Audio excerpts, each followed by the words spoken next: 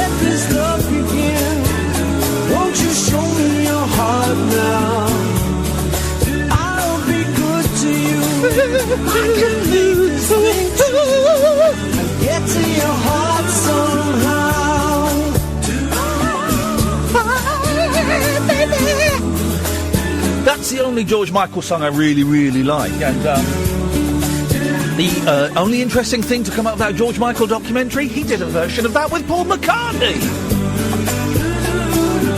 Does anyone know what the hell Stevie Wonder was fingering on that? He had this strange instrument in front of him and then started playing it. I have no idea what it was. Maybe our first... Hello, Robin Ince. You're live. Hello, You're live on the radio, Robin. And before Robin Ince is on the radio, by the way, first guest of the evening. Before we go any further, Robin, did you watch the George Michael documentary? No, I didn't, but I am going to. So that's no good to you whatsoever. No, because I want to know what it was that Stevie Wonder had in front of him. He had this sort of rectangular box in front of him as he was giving his talking head. And then it was obviously an instrument because a song started playing and he started playing along with it. And I've never seen anything like it in my life. It'll be something equivalent to the obelisk in 2001. By him playing a smaller obelisk, it would have led to some form of evolution within the audience. I think so. And I haven't seen Stevie Wonder for a long, long time. And, I don't think I've ever seen a bald man with dreadlocks before. It really was, it's like Mick Fleetwood's ponytail, you know, it really is just clinging on to the last little bit of hair for as long as he can, for goodness sakes. I found the George Michael documentary a little bit dry, if I'm honest, Robin. Did you ever meet George Michael? Do you know, very, very briefly, Go on. I think it was this is, just so your listeners know, I would certainly have not teed you up for me to tell you this extremely dull anecdote. I'll tell you my George Michael dull anecdote in a minute as well. Go on. Let's see if we can out-dull each other. Go on. Literally, it was backstage at the Shaw Theatre. It was a radio awards do, and he was getting some lifetime achievement, and there was me and one other, you know, kind of another of the writers with eczema and bad knitwear. Yes. And he came in on his own. He just turned up. Yep. He'd obviously just driven himself to come and get the award and just wandered in. They just went, "Oh, you can wait here for the award." And he was very, do you know what? Yeah. You immediately got the sense of him that he had no airs or graces and was rather a lovely man. He was just, "Hello, what are you doing?" "Are you doing some writing?" "Oh, okay." Yeah. Well, getting this thing. You're so relaxed. So, every now and again, you know, when you meet people and you go, yeah. "Oh, you exude a good humanity." You know, on a much larger scale, when I went to see Nick Cave in front of 7,000 people, I thought, what am I seeing here that I don't normally see in a lot of times in larger gigs? Oh, yes, he somehow manages to project an enormous amount of humanity. I tell you who, by the way, tonight's phone-in, your dull George Michael stories, I don't want exciting ones, and also backstage name-dropping. I was backstage at the Royal Albert Hall, and I had to introduce The Who, but slightly less importantly, I also had to introduce BDI. And I was stood backstage on my own, and pretending to be on my mobile phone, even though there was no signal down there, because I didn't, want to interact. And then out of the corner of my eye, I saw this man walking towards me, and I looked up, and it was Liam Gallagher. And he went, "Hello, mate, my name's Liam. How are you doing?" And I went, "Oh, I'm Iain. Nice to meet you. Thanks." And instantly, all my prejudice against him just disappeared, because I thought he had no reason. He knew that I was going to introduce him on stage, and he just came over to say hello. He had no reason to do that. And ever since then, I've had a real soft spot for Liam Gallagher. Now, let's see if we can get it even more bland. Yeah. I always remember the excitement in Rickmansworth when Andrew Ridgeley was about to open a wine bar. That's it. That's the whole story. I remember when we were teenagers, heard about Andrew Ridgeley, he's opening a wine bar. It's one of the most exciting things happeed in Rickmansworth since Hitchhiker's Guide to the Galaxy. My George Michael story, as I know you were just about to ask, was when I lived in Highgate, I went to, one Sunday morning, I went to All Bar One for their delicious breakfasts. I was the only person in there. I sat down, and then a few minutes later, in strolled George Michael with a friend, and they came and sat at the table next to me, even though the place was empty. And then George Michael looked up at me and nudged his friend, and then they moved to another table at the other end of All Bar One. That's my George Michael story. That is very good, actually. I think it's going to be very hard for people to out-mundane that. Yep. And listen, if you want, I know you've got a big event coming on. If Billy Bragg or Charlotte Church drop out, Robin, then I can come and I can stretch that story out to 10, 15 minutes if needs be.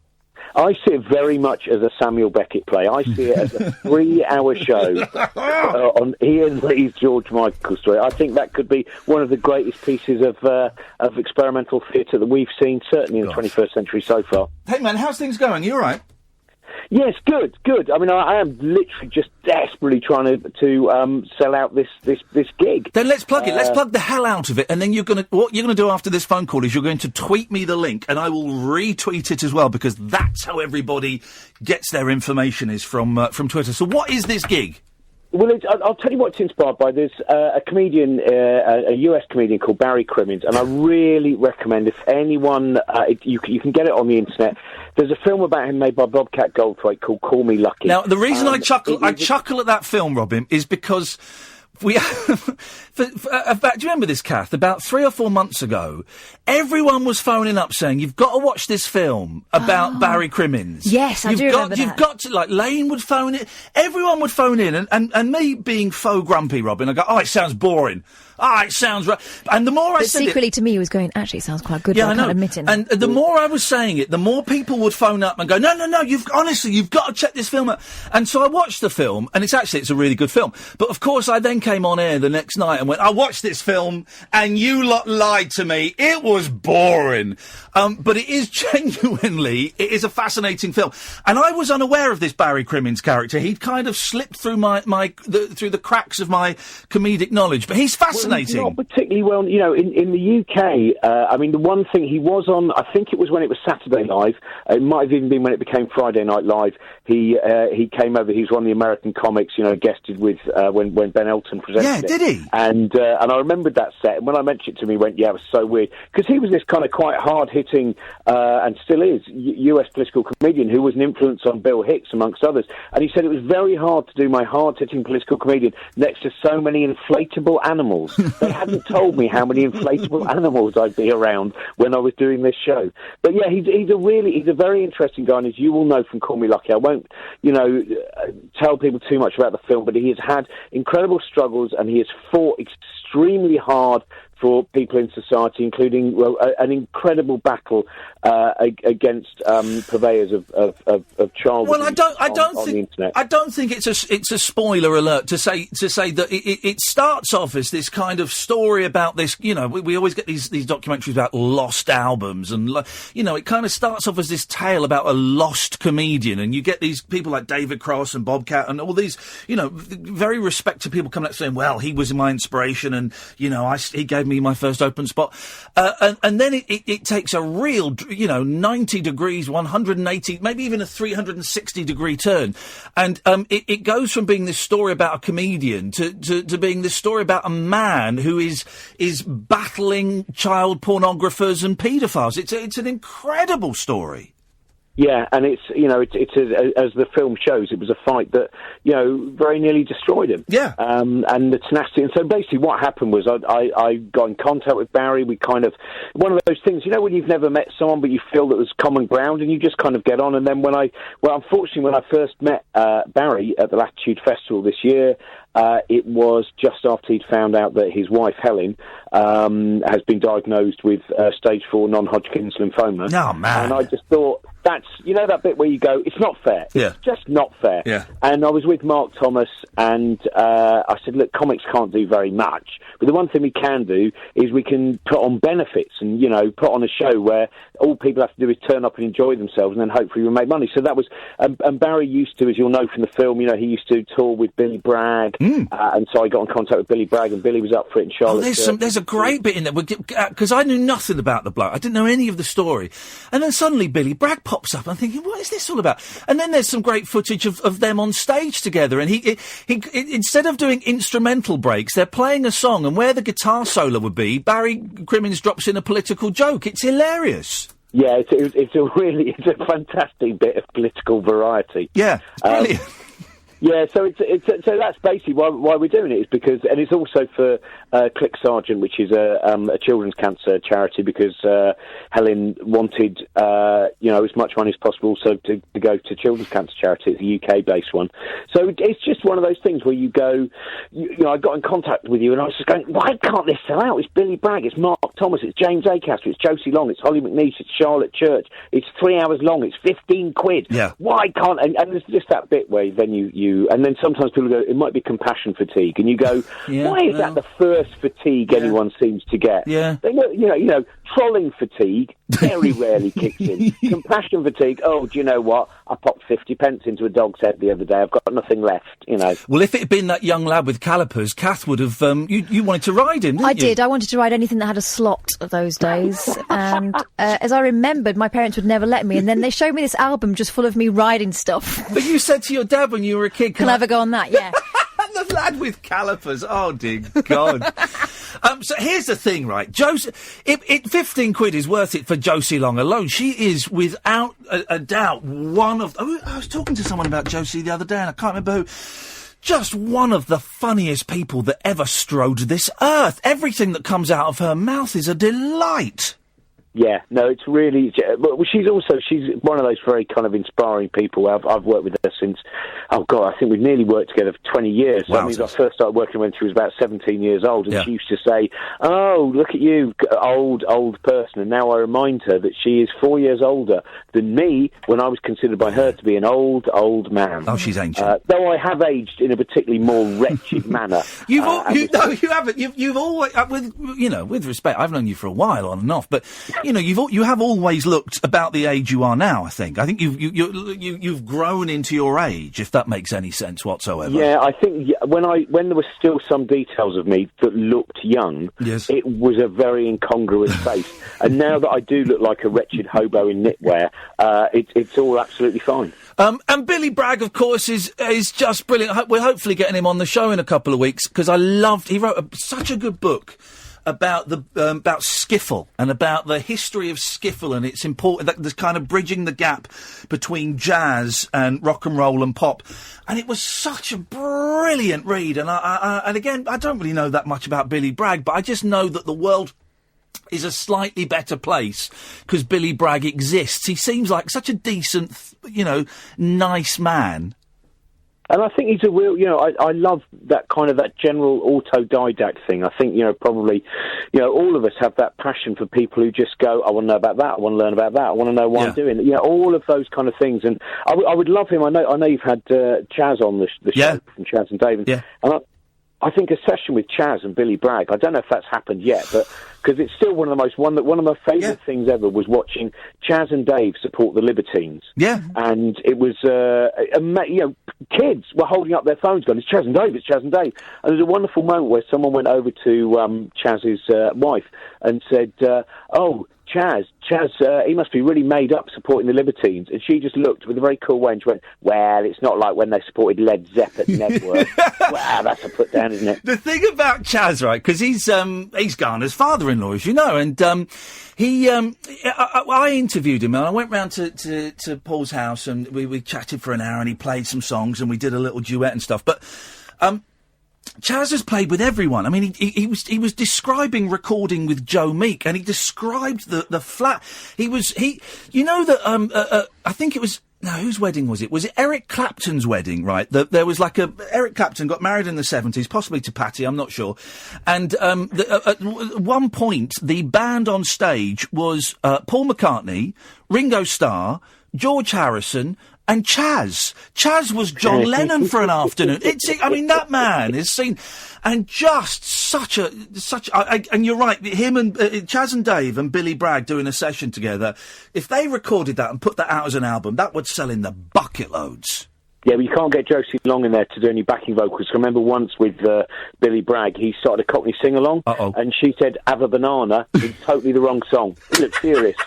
Totally the wrong Have a Banana. No Have a Banana in there at all. Please tell me the whole jam just ground to a halt and everyone stared and looked at her. That would have been delicious. It was like that old Punch cartoon of the shocked man at the party, Billy. I also love the fact that, because Chaz joins Peter Hook in the strange group of large bearded men who have for some reason been played by the willowy Ralph Little in fictionalised versions of their story. Oh, really? Because Ralph Little played Peter Hook in 24-Hour Party People. Of course he did. And then Ralph Little plays Chaz in, I was going to say Chaz and Dave. That would be a wonderful thing if he did play Chaz and Dave. But he played Chaz in the film, I think, called Telstar. Well, that just goes to show the versatility of Little, doesn't it, I think? Yeah, I mean, it's great, but you do go, but I always think of this as a big hairy man, and they've given it to a small man. I'm loving Chaz's pictures. He keeps tweeting along, because obviously he had his cancer treatment, and he lost all his hair,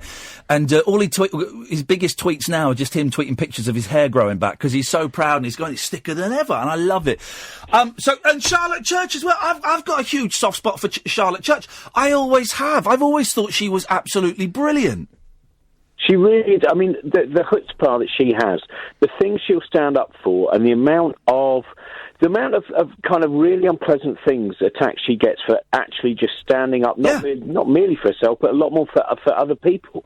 There was a beautiful moment actually when I think the first time I met her was at the End of the Road festival, and we went to see Sufjan Stevens, and she loves Sufjan Stevens. She was singing along and drinking the gin and orange from the squash bottle, and as she sang along, this man just turned and went, "You've got a lovely voice." And she went, "Thanks very much."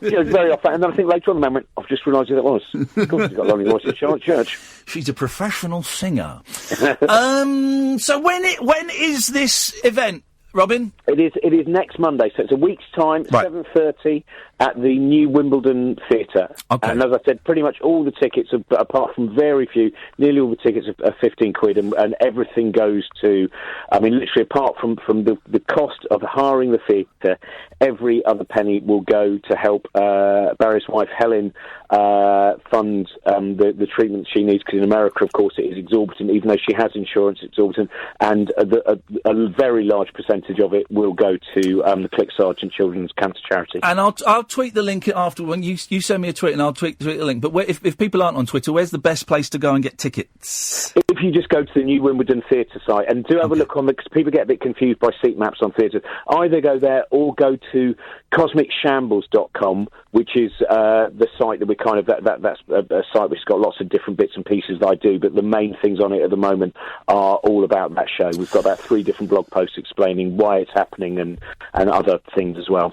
How's Book Shambles going? Thank you so much for asking me to come on that. It was such a thrill, because you have like proper guests and stuff, and I love that podcast. How's it going? You are a proper guest. Don't you start to be self-effacing. Thank you. We're having a really nice time, actually. We had Tanita Tekram, I think, after you, we recorded one with Tanita Tekram a few weeks ago, which comes out this week. And when you what was absolutely delightful was when she turned up, she went, "Oh, just so you know, I might not say anything, I'm quite shy, and I've got my bag of books." She'd been really careful. She's got this lovely, like, Hessian bag, or it might be an adult book bag or whatever, of all her favourite books. And then the moment it started, because as you know with Book Shambles, we don't go, "We're joined by Iain Lee, born in 1972. It is just kind of, "Oh, Iain, what have you got in the bag? Oh, that's brilliant." That that kind of, and she just talked and talked and talked, and the passion that she had. I mean, that's why I love doing that show. Is just like all the people that we get, because Josie and me are just very, very. I mean, someone once said to me, they said, "You've gone beyond being a bibliophiliac into being bibliosexual, possibly." I love books. I say that standing in my room where there is basically a tidal wave of books about to possibly crush me. If you're very lucky, these will be the last words, and I'll die under a selection of 1970s hardbacks that I had to buy while charity shopping. But it's just the passion that people have when they want to share the books that they love. I have to correct. Someone did say to me, they said, "You're so analog. Everything you do is so analog. You never joined the digital age." I have to correct one thing. I was born in 1973. You said 1972. I know you're just improvising. Your agent says your playing age is 27 to 41. And finally, Robin, this is a little bit embarrassing, but my mum is obsessed with Professor Brian Cox. I don't know if he's single, I don't know if he's married, I don't know, whatever, but could you just let him know that there is a 67-year-old woman who would jump on him if ever he wanted, to have some fun with her. I'm just putting that out there. I'm sure that I know Brian's got that list, and I'm sure that'll be fine. He's working his way around that list. For not replying to the letters, but the cakes were delicious, so they made him feel sleepy.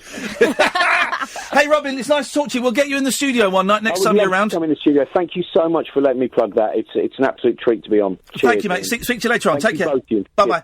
It sounds like a cracking evening. It does. Doesn't it? Oh, man alive.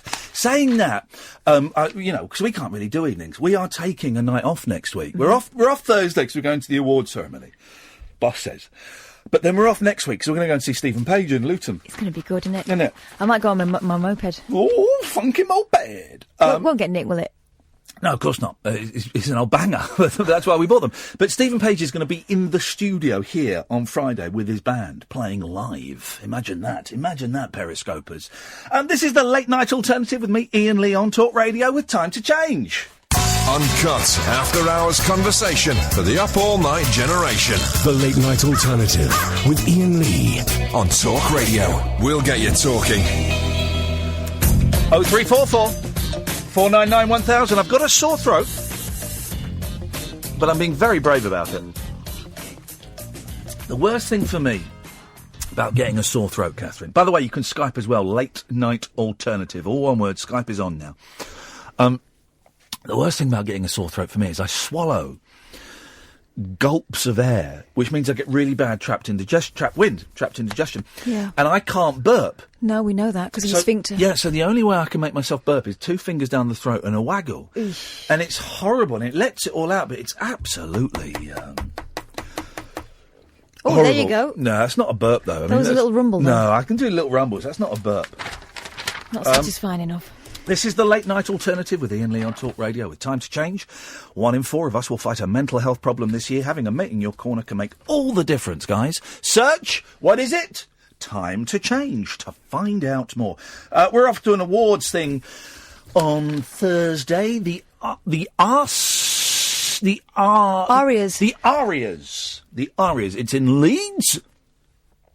We are staying in a very swanky hotel. And we are up against Jeremy Vine, Pete Price, some bloke from Radio 3, and some others. So never mind. Never mind, indeed. It was nice to be nominated. But we shall go, and we're going to put LSD in the punch, and then we'll see what happens. I'm thinking, and this is a serious thing, right? I'm really struggling to write this book. Mm-hmm. And when I was away, I got quite a bit of the book done, okay? And then since I got back, I've got none of the book done, right? And I reckon with one last push, I can do it. Mm-hmm. So I'm considering, I've got a bit of holiday. Yeah. No play, no pay. I'm thinking of taking a week off in November. Right. To write the book. Just a week. Well, just a week to knuckle down. I can easily get 15,000 words done in a week. It's 2,000 words a day. Right. I think, and then that would take me up to 45,000 words, and then the end is in sight. Mm-hmm. If we're going to go for 80,000 words, I'm tempted to book a week off middle of November. So I'm swallowing a lot because of this sore throat. I'm tempted to book a week off. Let's get on with the book. What do you reckon? Yeah, as long as it's a quality week off, not messing about. I'm not going to Marrakesh again. All right, yeah, but, you want to stay off Twitter and stop messing about and knuckle down and get some work done. Knuckles. Speaking of knuckles. I might do that. Evening, Paul. Hi. Yeah, I'm a knuckle sandwich, aren't I? Yeah. Anyway, you were talking about people's favourite books a minute ago. Can I give one of my favourite books? Sure. Galapagos by Kurt Vonnegut. By who? Kurt Vonnegut. Kurt Vonnegut? It might be Vonnegut. It is. Yeah. Yeah, his book, Galapagos. It's a great book. They create a new species. It's one hell of a read. A furry child is born. From the turtle. It includes the Darwin theory. It's not the best Kurt Vonnegut book, I would suggest. I would suggest Cat's Cradle is great, the one with Ice 9, where they've got this this chemical in a test tube that if it touches water, it solidifies it, right? Yes, you might have topped me with that. Well, I have done. Yes, you have. But don't top yourself. It's a brilliant book, right? It's Ice 9, okay, so they've got this thing in this... this test tube, right? So what is it, poison if you drink it? No. It's a chemical. And if it touches water, it solidifies. Now, the thing is, ultimately, all water is connected. So if it touches water, within a very short time, the whole of the Earth's water solidifies. Right. It's a great book. It is a great book. And they're on this island... And the way they make love is by... I haven't read it for ages. The way they make love is they take their shoes and socks off and they rub their feet together. And it's the intermingling of their souls in both senses of the word. And it's such a good book. I love... Have you read any Vonnegut? I started reading one once, but I love it. It was during a dark time where I didn't finish Oh, any mate, books. I love it. Maybe it's time for me to dive back into Vonnegut. I think that's the way to go. Good evening, Alan. Evening, Kath. You'll have to wait there, Alan, because we've got a Skype call and it's another Alan. Good evening, other Alan. Hello, Alan. I might not have my Skype settings set correctly, although I should do. Hang on. Yes, I have. Hello. Right. No, Alan, we'll go back to you. Hello, Ian. Hello, Alan. I'm looking forward to you winning on next Thursday. Well, it's this Thursday. Oh, this Thursday. If I was a betting man, you'd be odds on. Oh. You are a betting man, aren't you? I've got you even money. Oh. Don't know what that means. It means if he puts money on us, he'll get his money back. If we win. Oh. Yeah.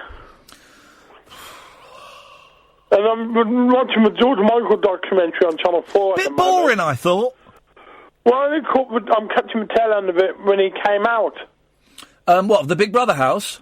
No, when he was arrested in the toilet. I've been to those toilets. I made a documentary in them. Oh. Yeah. And that's inspired outside. Yes, inspired. I've been to those toilets, made a documentary. I had a TV series on BBC One. Did you? Yeah, called The Worst Week. And in it, we would go and make a documentary about people's worst weeks. And that was George Michael's worst week. When he was arrested in the toilet. Yes. It just goes to show there's a time and a place, and a public toilet is not the place. Thank you very much indeed. Sometimes it was. That was the point. Hello. Welcome to Skype Just call gonna test testing this, see if service. they can hear me. After the beep, please record a message. Afterwards, your message will be played back to you. Hello, Skype. Can you hear us?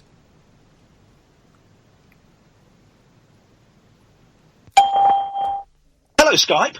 Right, so that guy that called in is a knob then. Yeah, he's not pressed something that he should have. Right. Today was 03444991000. Skype, a late night alternative, all one word. If you can hear my voice, then that means you're... Oh, hello, is there someone there? It's the same guy. Alan B, what's your problem? Okay. Well, we'll leave him there. Maybe he'll want to join him. Okay. Today was exciting because of the red old sun. I went to a yoga class today because you've recommended yoga. Yeah. One of Britain's best radio broadcasters. No, rewind and re-edit. Britain's best radio broadcaster, and I don't say that sarcastically, Clive Bull, recommended I do yoga. And my gym... Oh, hello? Hello. Yes? Good evening. Good evening. Good evening, sir. Good evening, madam. Hello. Very formal. Apologies for my earlier silence. It was not intentional. Okay. An unintentional earlier silence? First thing, Ian, you said you're never going to have any evenings off ever again last week. Well, yes. No, that's fake news. I've never said it. Here's my new thing now. If I ever get caught out contradicting myself, I'm going to deny that I ever said it. Yeah. And I know for a fact, Alan, I never said that. But I think it's absolutely fair enough, and I apologise. Thank you. Now to my main point. That worked. It works. There's another good George Michael song, in my opinion. Yep. And it's when he sings "Don't Let the Sun Go Down on Me." Don't let the sun go down on me. Yeah, thank you. That's the one. No, it isn't. No, I tell you what. Here's the other good George Michael song. The one with, Aretha. No, the one with... Mary J. Yeah. That's not a George Michael song. That's a Stevie Wonder song. Excuse me? Who sings it with Mary J? He does. So it's a George Michael song. No, he never wrote it, so it's a Stevie Wonder song. Hang on a minute. When you... Right, okay. Do you know one of the best Glenn Campbell songs? It's Galveston. It's not a Glenn Campbell song. Well, yes, it is a Glenn Campbell song. You don't have to have written it for it to be one. No one goes, oh, yeah, Wichita Lineman. That's such a great Jimmy Webb song sung by Glenn Campbell. They go, it's a great Glenn Campbell song. Alan, tell him he's wrong. Well, yes, indeed. Yeah, right. The thing is, Don't Let the Sun Go Down on Me. Don't you That's think... not a George Michael song. It's an Elton John song. Yeah. Exactly. But don't you think George Michael sings it well? I just think it's a bit... It's a bit like trombone notes, isn't it? Slidey. Yeah, slidey. What do you think of the original Elton John version? And we all know who sings the backing vocals on that, don't we, Mr. Lee? Yeah, of course we do. But why don't you tell us, and I'll tell you if you're right. It's some of the Beach Boys. Yes, he's absolutely correct. No, the only good Elton John song is Mona Lisa's and Mad Hatters. Do you know that one? No. Aye. It's the only good No. Elton John song. No. It's the only good Elton John song. It's the only good Elton John song. All right, mate, don't take the piss. What about Goodbye Yellow Brick Road? No. Oh, that's a belter. No, it's not. Yeah, it is. Mona Lisa's and Mad... But the best version of Mona Lisa's and Mad Hatters, the Elton John song, is by Mandy Moore. Mandy Moore did a brilliant album of cover versions. Right. It includes... I wonder if I've got it on this computer, because it is such a good album. Hang on a minute. Mandy Moore. Moore? Mandy... Well, that's how it's pronounced, mate. Moore. Okay. Mandy Moore. Would you like some Moore tea? No, but her name is spelled M-O-O-R-E. Moore. Hang on. You know which Disney princess she played? I couldn't give her the stuff, mate. You can. Here we go. You don't Here we know. go. Right, listen to this. Right, so this is Mandy Moore's album coverage. Here we go. Right. Oh shit. Jesus. Right, here we go. Listen to this. Oh, for crying out loud. This better be good. Here we go. Okay, here we go. Oh, I've got to log in. Oh, Ian. I don't know what my password is for. Here we go. Right. Probably something rude. Here we go. Right. Still there, Alan? Hang on, Alan. Yeah. Well, I've done this. Here we go. Yeah. I won't blame you. I mean, this is ridiculous. I don't know what the password is for this. It's Right, got 69 in it. I'm going to buy the whole. Right. I'm going to buy the whole album again. Just for the sake of this? Yeah. There's Elton John trolling now going on Periscope. It's disgraceful. There's a what? Elton John trolling. Somebody said there's no good Elton John songs. There's not many. Periscope. There's not many. Well... Got to be careful. Not you. Hey! Oh, guess who I found out who lives near me? Elton John. Well, he does, but no. The Queen. Even more important, even bigger than the Queen and Elton John. I'll give you a clue. Noel Edmonds. An eye for an eye makes the whole bloody world blind. Nick Knowles. Nick Knowles lives near me. Nicky Knowles, you better watch yourself. If he finds out I've been dissing him, he's gonna biff me on the nose. He agrees, doesn't he? He's gonna biff me on the bloody nose. You better nail up your letterbox. Here we go. Right. So, it means I've got like 4 copies of this. It's $6.99 I've just spent on this Mandy Moore album. But listen, because it's worth it, right? Here we go. Oh, hang on a minute. Hang on a minute. I could have made the album by now. Well, no, listen, she's good. All right, we're going to start off. Okay. Oh, for crying. No, load. Here we go. Right. Oh, Jesus. Right, well, tell you what we're going to do is we're going to go to an advert. The Late Night Alternative with Ian Lee on Talk Radio. Right, it's buggered up my computer, this, so I've not been able to... I've paid for it, but I've not got it. But listen to this, right? This is Mandy Moore doing Joan Armour Trading. Listen to this.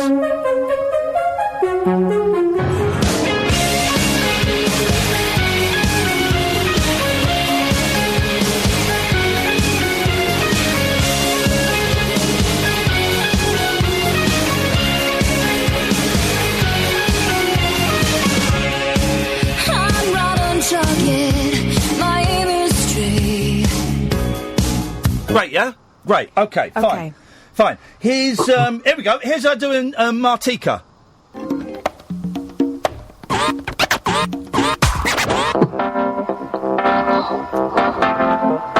Yeah? It's a Carole King song. It's not, mate, it's Martika. Right, here she's doing Islamic music. 1, 2, 3.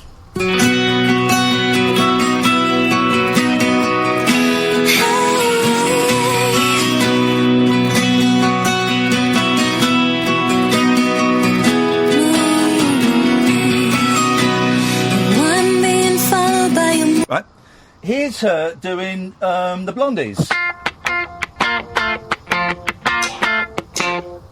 2, come on, Mandy.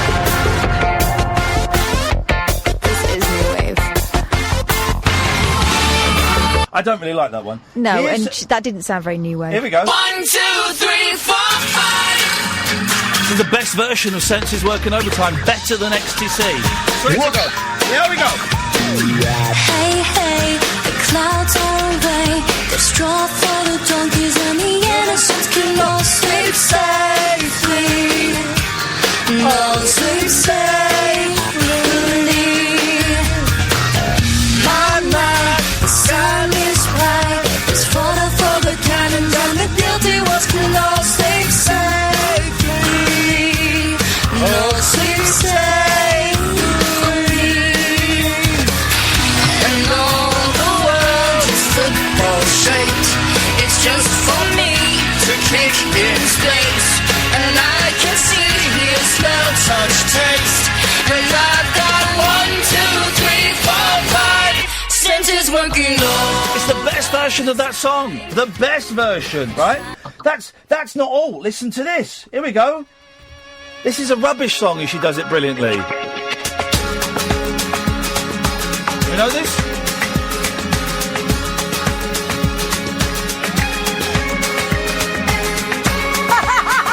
This is such a great... You're laughing and you're wrong because this is a great album.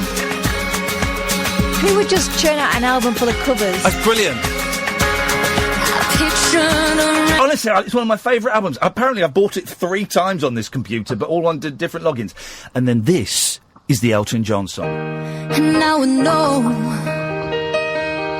Spanish Harlem are not just pretty words to say. Hey, I thought I knew, but now I know that rose trees never grow.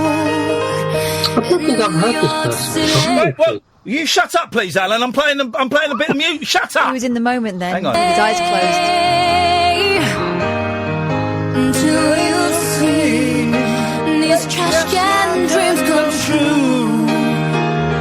Stand at the edge while people ride you through. There we go. Wait, you wait. And I thank the Lord. There we go. There's people out there like you. Thank the Lord, there's people out there like you. Here we go. All together now. While Mona Lisas and Mad Hatters, sons of bankers, sons of lawyers, turn around and say good morning to the night. For others they see the sky, but they can, and that is why. Here we go. Hey! Oh! Thinking that if it's dark outside or light. Yeah? That is good, isn't it? Yeah. Alan. Well, He's gone. I cut him off. I didn't like his attitude. It stunk, to be honest. It was a very cocky attitude. You're listening to the Late Night Alternative with Iain Lee on Talk Radio. With Time to Change, 1 in 4 of us will fight a mental health problem this year. Having a mate in your corner can make all the difference. So it's time to change to find out more. Let's go to David Babcock. It's your turn, David. Hang on. Oh, God. Right. Hey, up. Sorry. Are you reversing? No, I'm out with the microwave. Oh, no, not the microwave now. First the Hoover. No. I'm cooking a bit of late night dinner. Oh. It'll play merry hell with your digestion. Well, will it? Sorry? It will. What have you called in for? By the way, I've had some criticism about you online. Well, what have I done? Apparently you're a cheap rip-off of Angelos Epithamou. Angelos who? Angelos Epithamou. Who's that? Oh, well, apparently you've ripped him off. Why? Is paranormal investigator? Well, I'm just saying, on Twitter, someone said you were a rip-off of Angela. I'm just passing on the message, mate. Don't shoot the messenger. Some people can't take criticism. I'll Google it. I don't know who that is. Bloody, I tell you what, I've got sweat pouring off me. Is it hot in here? Or is it? It is quite warm, yeah. Bloody hell! Hey, did you see the sky today, Alan? David, Alan. What did I say? Alan. Who's Alan? Did you see this? Did you see the sky today, David? It was very mysterious, actually. It was a tinge of yellow. It was red and then it was brown. The sky was a shitty colour. Right. Yeah. Well, I'm making pasta. It was Saharan sand. I get this. Saharan sand blowing in front of the sun. Do they take us for idiots? Yeah, we know what it was, really, don't we? Don't we, David? Don't we? Are we going to say it? No, I'm not going to say it. Come on, someone say it. It's not for me to say. After 3. 1, 2, 3. Foreigners. Wow. Oh, David. Let yourself down there, love. Golly gosh. I've got a cold. I sneezed. I've got a cold as well. Have we been French kissing? No, not on my side. My manager, Frank Belushi, has given me a kick up the bum. Yes? And he told me to come on here and network. Okay. Shall I just go? Go on, then. Right. Coming up to Halloween, isn't it not? And I'm a paranormal investigator. Spooky going on everywhere. If you'd like me to come and be a paranormal investigator for you on Halloween or nearby Halloween, find me on Facebook or Twitter. What day? What day is Halloween? Halloween is on a Tuesday. Right. I don't know whereabouts in the country you are, David, but are there any... This is what we're going to do, right? Haunted houses. We're going to send David to report live from an actual haunted house on Halloween. That's what we're going to do. There's a budget of £15, David. Right. And we want you to find we want you to do this properly, right? You've got to find a proper haunted house near you. Right. And you've got to get in touch with them, and you've got to tell them you're going to do the show from there, and we will keep coming back to you throughout the evening to find out what's happening. You know, like most haunted, but real. That sounds good to me. Fine. And you can wear one of your new T-shirts. They look brilliant, they do. Yeah, they do. For those who don't know, David has had some T-shirts printed up. Thank you for the ones you sent me and Catherine. We'll be wearing them tomorrow. No, not tomorrow, because we're making a film. We'll be wearing them on Wednesday. We'll wear them Wednesday. So will we? My face will be on Kath's chest. Okay, thanks very much for calling. There we go. I mean, that's... Yep, it will. Oh, yeah, like your coconuts. 0344 499 1000 is the telephone number. Man alive, it is hot. Late Night Alternative is the Skype. All one word, Late Night Alternative. You can Skype for free from anywhere in the world. So, yeah, I went to do some yoga today because you'd recommended it and Clive Bull had recommended it. And, you know, I'm going through a very stressful period in my life. I'm trying to lose some weight. I'm trying to get fit. And also I'm trying to just get this stress out of my life, man. And so I went to a yoga class. It was packed. Packed, really. Ooh. Yeah, I know it's packed. Difficult to find, you know, personal space. There was not much personal space, but I was fine with that. I was the only bloke there, which I like. And me and this other girl were the only people that hadn't done it before. Right. She left halfway through. Quitter. Yeah, got up and went. I stuck it out. And do you know what? I enjoyed it because I did yoga about 10 years ago. I went a few times when I was in this other gym. And I found it quite hard work because the first place, they would make you, it was quite physically demanding and they would make you do it boom, boom, boom, Oh, boom, no, boom. that's not the point. No, there was none of that centering yourself. So that I did about 3 or 4 sessions there and that put me off doing it altogether. But today was a lot more peaceful, a lot slower. There's a lot more breathing involved. I can't get the breathing right when you're supposed to breathe when you're exerting Don't out. stress about it, man. It'll come. I wasn't stressing, but I was doing some wicked stretches. Here's the thing. My balance is absolutely atrocious. I've got no balance. I can't balance at all. So I was wobbling all over the place, but I did it. And then when I came out, it was like I came out at midday. But it felt like dusk on a summer's evening. Everything was sort of a dull, orangey red. It was a very peculiar light. Did you feel a bit weird as well? Because when I used to come out of yoga, I felt a bit like, you know, if you've been in the pub in the afternoon. Yeah. It felt like that. You kind of come out and you're a bit woozy.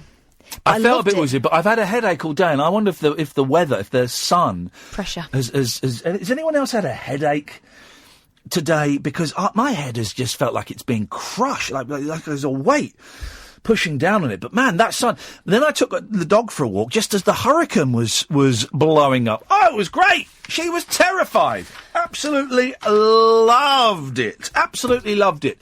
Dear listener, 0344 499 1000 is the telephone number. Skype, Late Night Alternative. This is the Late Night Alternative with me, Iain Lee, on Talk Radio with Time to Change. 1 in 4 of us will fight a mental health problem this year. Having a mate in your corner can make all the difference. Search Time to Change to find out more. The Late Night Alternative with Iain Lee on Talk Radio. We have ways of making you talk. Now I know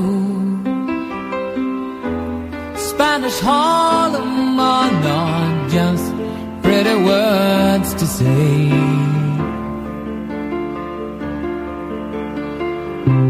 I thought I knew, but now I know that rose trees never grow in New York City until you've seen this trash can dream come true. You stand at the edge while people run you through. And I thank the Lord there's people out there like you. I thank the Lord there's people out there like you.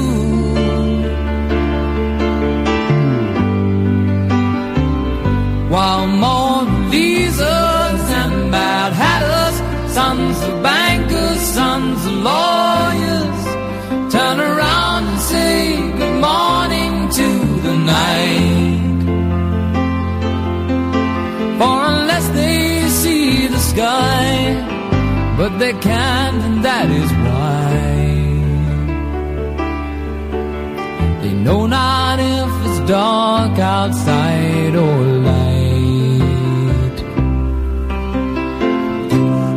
Broadway's got a lot of songs to sing. If I knew the tunes, I might join in. I go my way alone, grow my own seed shall be sown in New York City. Subway's no way for a good man to go down. Rich man can't ride, and the hobo, he can drown. And I thank the Lord for the people I have found. I thank the Lord for the people I have found.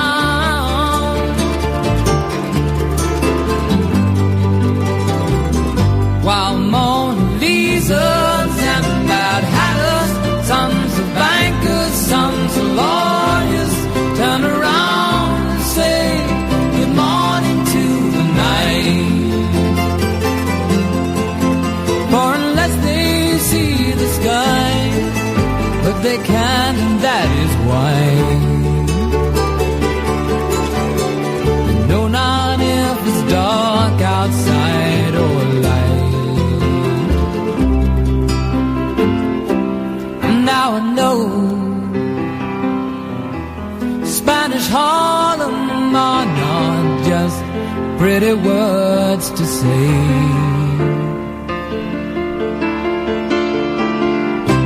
I thought I knew, but now I know that rose trees never grow in New York City. Subway's no way for a good man to go down. Rich man can't ride, and the hobo he can't drown.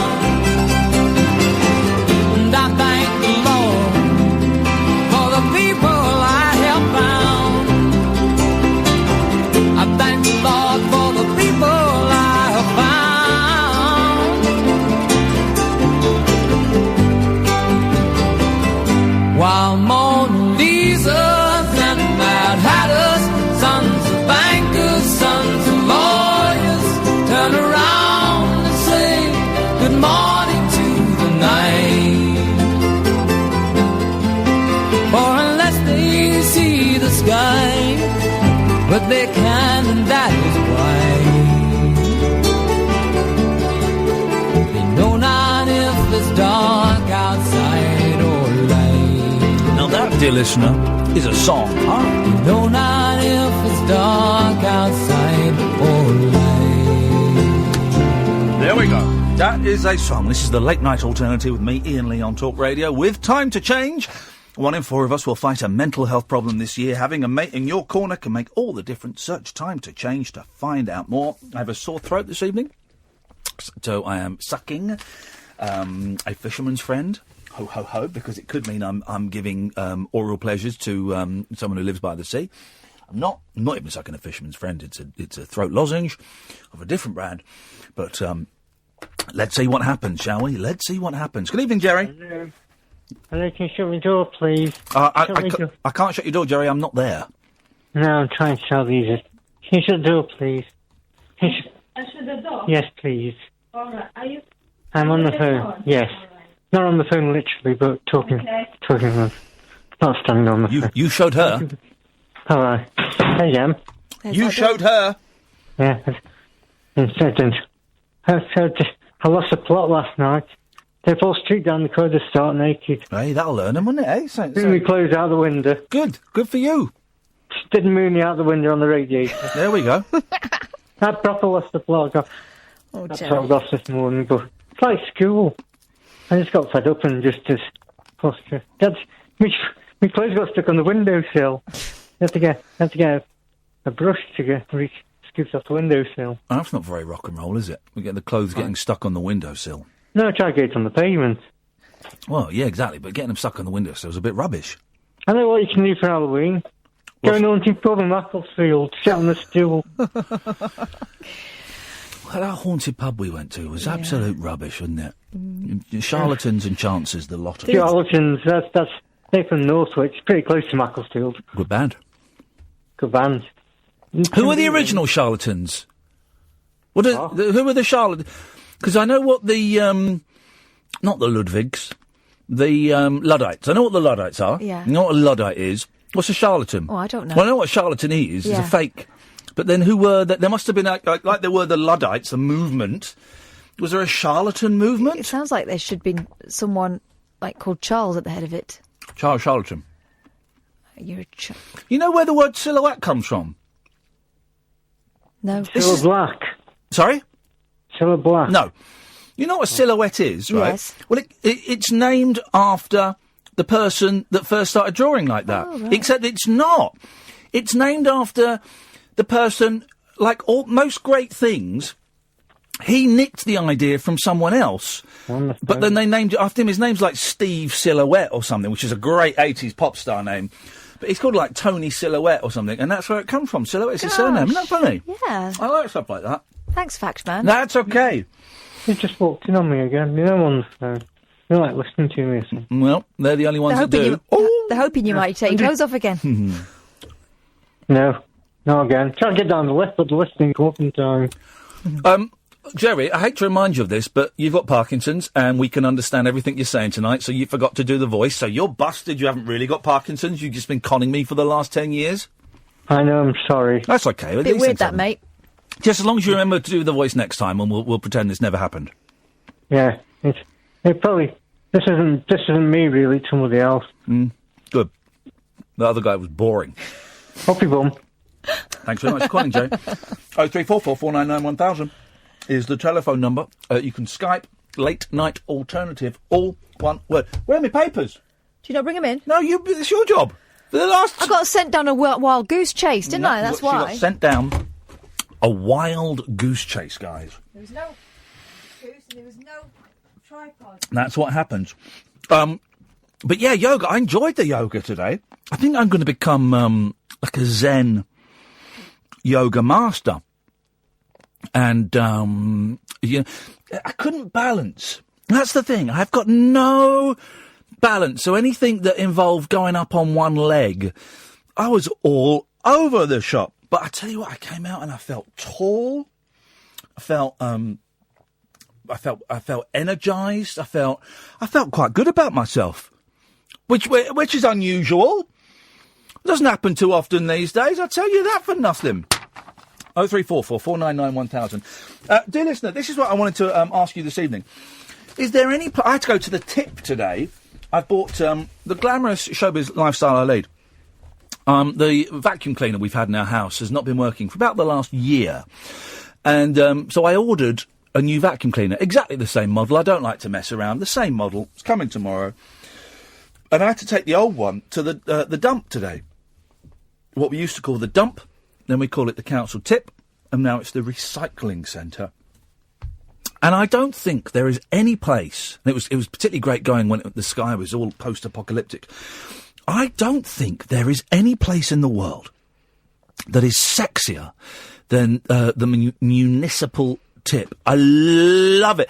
It's not as exciting as in the days when my dad came back with an accordion in its case. That was a great... Chuck got rid of that accordion years ago, and I don't know why, because it was a great accordion in this wonderful big beast. And I never forget when I split up with my first girlfriend and I took some stuff to the dump. There, just looking at me, was a Barry Manilow album, and I nicked that, and that got me through a breakup. What a great record, wonderful. And you're not supposed to take stuff from the dump anymore, and it's not. There was nothing there really to get me hard, but there is something very exciting about going, and maybe it's just a bloke thing. I don't know about going to the tip. It's not a bloke thing. We rescued a gnome when we were kids. We rescued a gnome from the tip. Still in my mum's garden, Norman. It's got no paint on it or anything. It's the right state. I love it. We can, if you can, dear listener, 0344 499 1000. I'm throwing out loads of phone-ins here this evening. Is there any place sexier than the tip? Your finds from the local rubbish dump. Your boring George Michael stories, please. And your meeting of celebrities backstage. 0344 499 1000. You can Skype Late Night Alternative. This is the Late Night Alternative with me, Iain Lee, on Talk Radio. And with Time to Change. The Late Night Alternative with Iain Lee. On air and off the leash. On Talk Radio. 0344 499 1000 is the telephone number. If you want to give us a call, you can do. The Red Skies, Rubbish Tips, George Michael's. And why do people say George Michael's and Cliff Richards? Because they get it wrong. They do, don't they? My mum says Craig Davis. But I wonder why the pluralisation is the common Cliff Richards and George Michael's. That's an odd... but it is Keith Richards, isn't it? Mm. There's a boring man. Keith Richards, if you've ever read his autobiography, just comes across as an absolute hideously rude man. And he boasts about leaving his kid, living in this mansion with a nanny while he was off doing loads of drugs and stuff. And he boasts about it. And the last story in the book is about him in a car and a fan taps on the window and he winds the window down and the fan hands in this really rare guitar that's worth about $20,000. He says, "Would you sign this for me?" "Yeah, I'll sign it." Yeah. And he takes it in the car and then he winds the window up and drives off. And that's the last story in the book, and you're supposed to think, wow, this guy's so rock and roll. And he's not, he's just a thug. He's just a thug. The older I get, the less impressed I am by the tales of debauchery and drug-fueled... I just think, you absolute idiots. Here's the thing, right? It stops getting cute once you're over 30. That kind of behaviour. Yeah, I've always said this. I bet Keith Moon was an absolute nightmare to be around. Pain. I can't think of anyone I'd rather spend less time with than Keith Moon. Constantly, do something funny, do some drugs, do something funny. Yes, he was like Frank Spencer when he was high. By the way, shame on Julia-Hartley Brewer for hashtag rape bants. You saw her tweet? I couldn't see her tweet because she blocked me. I've got no idea why she blocked me on Twitter. But can you get the comment that can you find? Go on, read it. This is Julia-Hartley Brewer, and it shames me that I work on the same station as this absolute disgrace of a human being. What she's done is she's got screen grabs of front pages of various papers over the last couple of days. Weinstein offered me sex contract, Mylene exclusive. Movie boss preyed on me when I was a schoolgirl, all these different things. So she wrote, if I were a Hollywood starlet and I didn't have my own sordid story to tell about Harvey Weinstein, I'd probably make one up now. # why not me? Jesus, I mean, that woman really is beyond the pale. I've told her to her face when we were on Sky. I said she was an effing disgraceful human being. After she said I only wanted immigrants, the refugees in this country to make myself feel better. And this is when that picture of that 4-year-old laddie washed up on the beach was doing the rounds. And she said, well, it's the parents' fault. The parents killed him. But that drove me nuts. All that stuff. And it really does. It saddens me, and it casts a shadow over my soul that the exact mirror of this show takes place, 12 hours previously or 12 hours hence. I just think, dear God, that woman really is, she's Pound Shop Hopkins. Pound Shopkins. That's what she is. It's just, she's 99 pence Farage. I think she's disgraceful. I think her views are abysmal and disgusting. And I'm glad that we are on opposite ends of the schedule, because I just think absolutely. And I've told her this isn't me bitching behind her back. I've told her to her face that I think she's an effing disgraceful human being. And she's blocked me. She's blocked me since then. I don't know why, because I've met her since then. We got on all right. Polite to her and civil. And she was civil to me. And then she did something, and she blocked me. I don't know why, but I'm glad. I'm really glad. I hate my timeline to be poisoned by her filth. 0344 499 1000. Skype late night alternative if you want to. We're not getting too many calls on the Skype, but the ones we're getting are absolute gold, I think. And I'm trying to think of a way we get more Americans and Australians and Canadians calling in on the Skype. And if anyone's got any ideas of how we can promote it to speech radio fans who might want to take part in this show, do let me know. Hello, caller, you're on the air. Hello, caller. Hello, you're on the air. Hello. Is this Iain? Hello? Oh, yes, it is. Yes, how you doing? Hey, remind me your name. I've forgotten your name.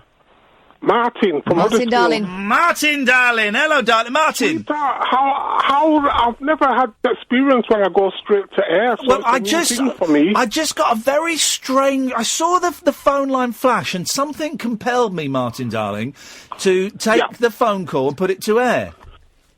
Darling, right then, I've got a theory.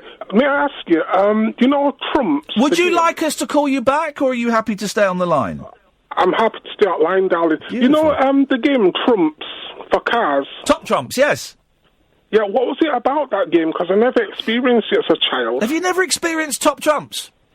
I've seen the cards, but I don't know the theory of the game. Mate, what do you have to do? It's brilliant, right? And there's loads of different versions now. My boys love it. There's superheroes, there's Harry Potter, there's cars, there's football people, there's dinosaurs. We've got minions. Yeah, there's loads, right? So what it is you'll have a pack of cards and there'll be a theme. Let's say it's superheroes, right?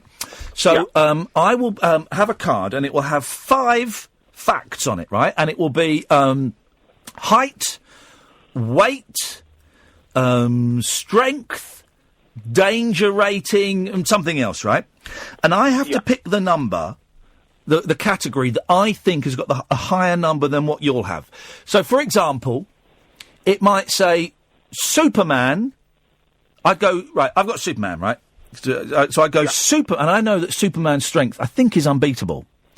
So I would say Superman. No, I wouldn't say Superman. I'd say strength 50. And you've got the Batman, right? And the Batman strength, because it's not superhuman strength, he's not... You know Batman hasn't got any superpowers, don't you?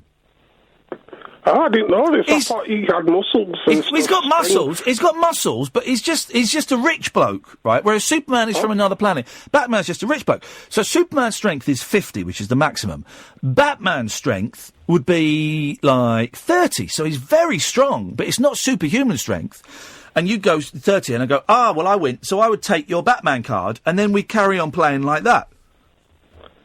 And is the aim of the game to see who gets most cards? You have to get all of the cards. Now, here's the thing, right? There is a flaw with top trumps that, if played by people who know what they're doing, no one ever wins, because you will always get to a card that is unbeatable, and so it just bounces back. So I'll take the lead for a bit, then you'll get one, and then I'll get a crap card. I'll have like Harley Quinn or something, and she's rubbish. You can beat Harley Quinn on pretty much anything. 'Cause she just got a hammer, hasn't she? No, I don't even know what Harley Quinn is.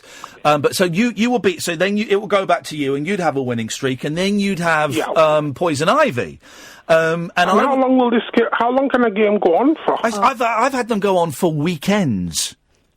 Really? Yes. And is there a lot of joy whilst it's going through? Because does it get boring? There's a lot of joy for the first half an hour, and then after that, it gets really, really boring. And if you're playing with kids, you'll let them win. Okay. It's a fun game, though. Going to Top Trumps, has there ever been a car called a Vontress? A Vontress? Yeah. Yeah, the Vauxhall Vontress. Oh, is that right? Yes. Okay. Yes. Right. What are you? You're not buying a car based on top trumps, are you? No. You see, I believe in the afterlife, and I've been shown a car, and I've called it Vontress, but a Vontress Tellier. And I'm thinking, did I get the name Vontress from a car that existed, or did I have the name Vontress because I invented the name Vontress? Well, actually, now I think about it, I've never heard of a Vontress, but I'm not very car friendly. Yeah. So I don't know. What about here about the universe? There's been something about the universe on news today that they've experienced. They've discovered a pulse or something. Yeah, they've heard two stars crashing together. Imagine that. They heard it. Exactly. Now, the thing is, sweetie, I've got an idea that the universe, the planets, you see, scientists say space is a vacuum. Yes. So I think that the planets stay in midair because of the suction against the planet, which sucks it into existence from crashing into other planets. Yes. And if that is the case, there's a suction in the universe that sucks the planets to stay in orbit. That means that the universe might have an edge. Are you suggesting, Martin, the whole planet could get sucked off? I'm suggesting that if you go to the moon without a spacesuit, what happens is the blood in your body gets sucked to the surface so quickly that you boil and you explode. So imagine if you went to the moon without a spacesuit, then why can't a suction exist in the universe that sucks against the planet so that it actually stays in orbit?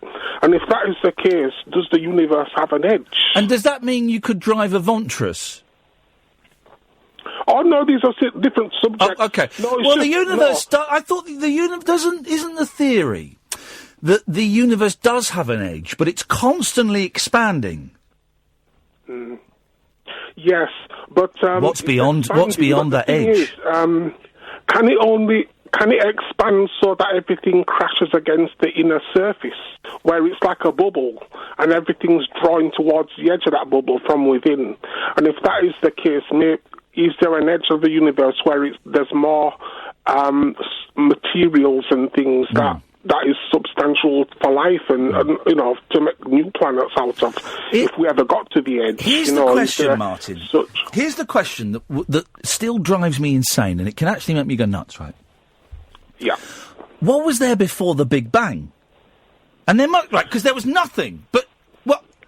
There was no. But hang on a minute. There was nothing, and then there was like a tiny little dot, and that exploded, and that created the universe. Because that's why the universe is expanding. It's the Big Bang. So it's the explosion is still pushing everything out. But there was nothing. There was nothing there before that. And by nothing, it's not like a dark room or a room with a little lamp. There was nothing. I believe there were gases, right? And I believe that these gases formed... Because I think everything was created by bubbles. Sorry? And these bubbles of energy start to... Bubbles? Michael Jackson's monkey? Form together. What do you say, sweetheart? Michael Jackson's monkey? No, bubbles, like energy bubbles. Energy bubbles? Yeah, and they all clustered together. They all started to drift towards one another and started mixing. And then the planets were formed from the energies of the bubbles that start to collide together. Okay, well, where did the bubbles come from? What was there before the bubbles? They were just gases that were in the universe before conscientious life came to be. But what was that? But hang on. Bubbles. But Martin, this is the thing. Keep going back. Go back even further, right? So has the universe always been there? The energies have always been there, yeah, until life could acknowledge that energy like us. So the energies of the universe have always been there, like forever. Yes, but but the only thing is, to comprehend it, only a few can, because scientists say that there's a curvature to the universe that exists, and they said nobody can comprehend it. Like, you see, I'm going a bit off straight, but in the Bible it talks about the number 666. Yes, the sign of the number of the beast. I believe those 666s are the format in which the universe came together. And when you come to learn about the 666s, the Bible, because it says, let the one who has intelligence. Now, human beings are intelligent to comprehend that there's a sphere, a circle, a bubble, which that 666 represents. And when you get to that stage of life, then you can start thinking about the edges of the universe and the inner workings of the energies that have existed. You see, God, right? God is probably someone like us who became aware, like Buddha became aware. Yes. And then from that, he became to call himself a god, because he had thoughts that lesser human beings or animal life could comprehend. So it's just a theory. Sweetheart, thanks for talking to me, darling. Thank you, Martin. I've missed you. Where have you been? Why haven't you called in for... Have you been in prison? No, I'm after a nervous breakdown, darling. Oh, you're joking. How are you doing now, love? I'm okay. I just need a girlfriend. Well, I need a girlfriend badly. I've never had a girlfriend, you see. I want a girlfriend. But, you see, the thing is, there's a lot of emotions involved with the relationships, and I'm not really wanting to take that chance. But it's good to talk to you, darling. Martin, give us a call again. Hang on a minute, I can't speak. Let me try. Martin, give us a call again soon. Okay, sweetheart. You take care. Take care. There we go. Martin, one of my favourite callers. Martin Sweetheart's got a big vision of the world, hasn't he? Yeah. But this that twisted my melon, if I'm going to be honest. I love thinking about this because, it's just insane. The scientists say that the universe sprung from the Big Bang, that before that there was nothing. But there wasn't even, there wasn't stars, there wasn't space, there was nothing. So what exploded then? Well, so what exploded, but what was there before nothing? Well, a vacuum. Well, what? Everything was a vacuum? No, because there was nothing there. What? And this is where it got, and I end up kind of swirling around the plug hole going, but hang on, can we get, are there any, I'm talking to this like as though, are there any intelligent people listening? Are there any physicists who can explain what the hell was here before the Big Bang? And what was it that banged? It was like a pinprick. It was a tiny pinprick. Yeah, so something exploded. What was it? But within that pinprick was the universe. Was it? Yeah. Within that pinprick, smaller than a pinprick, was you, was me, was this studio, was this planet, was this solar system, was the cosmos, was the universe, was planets, millions of everything existed within that tiny pinprick. Or God made it.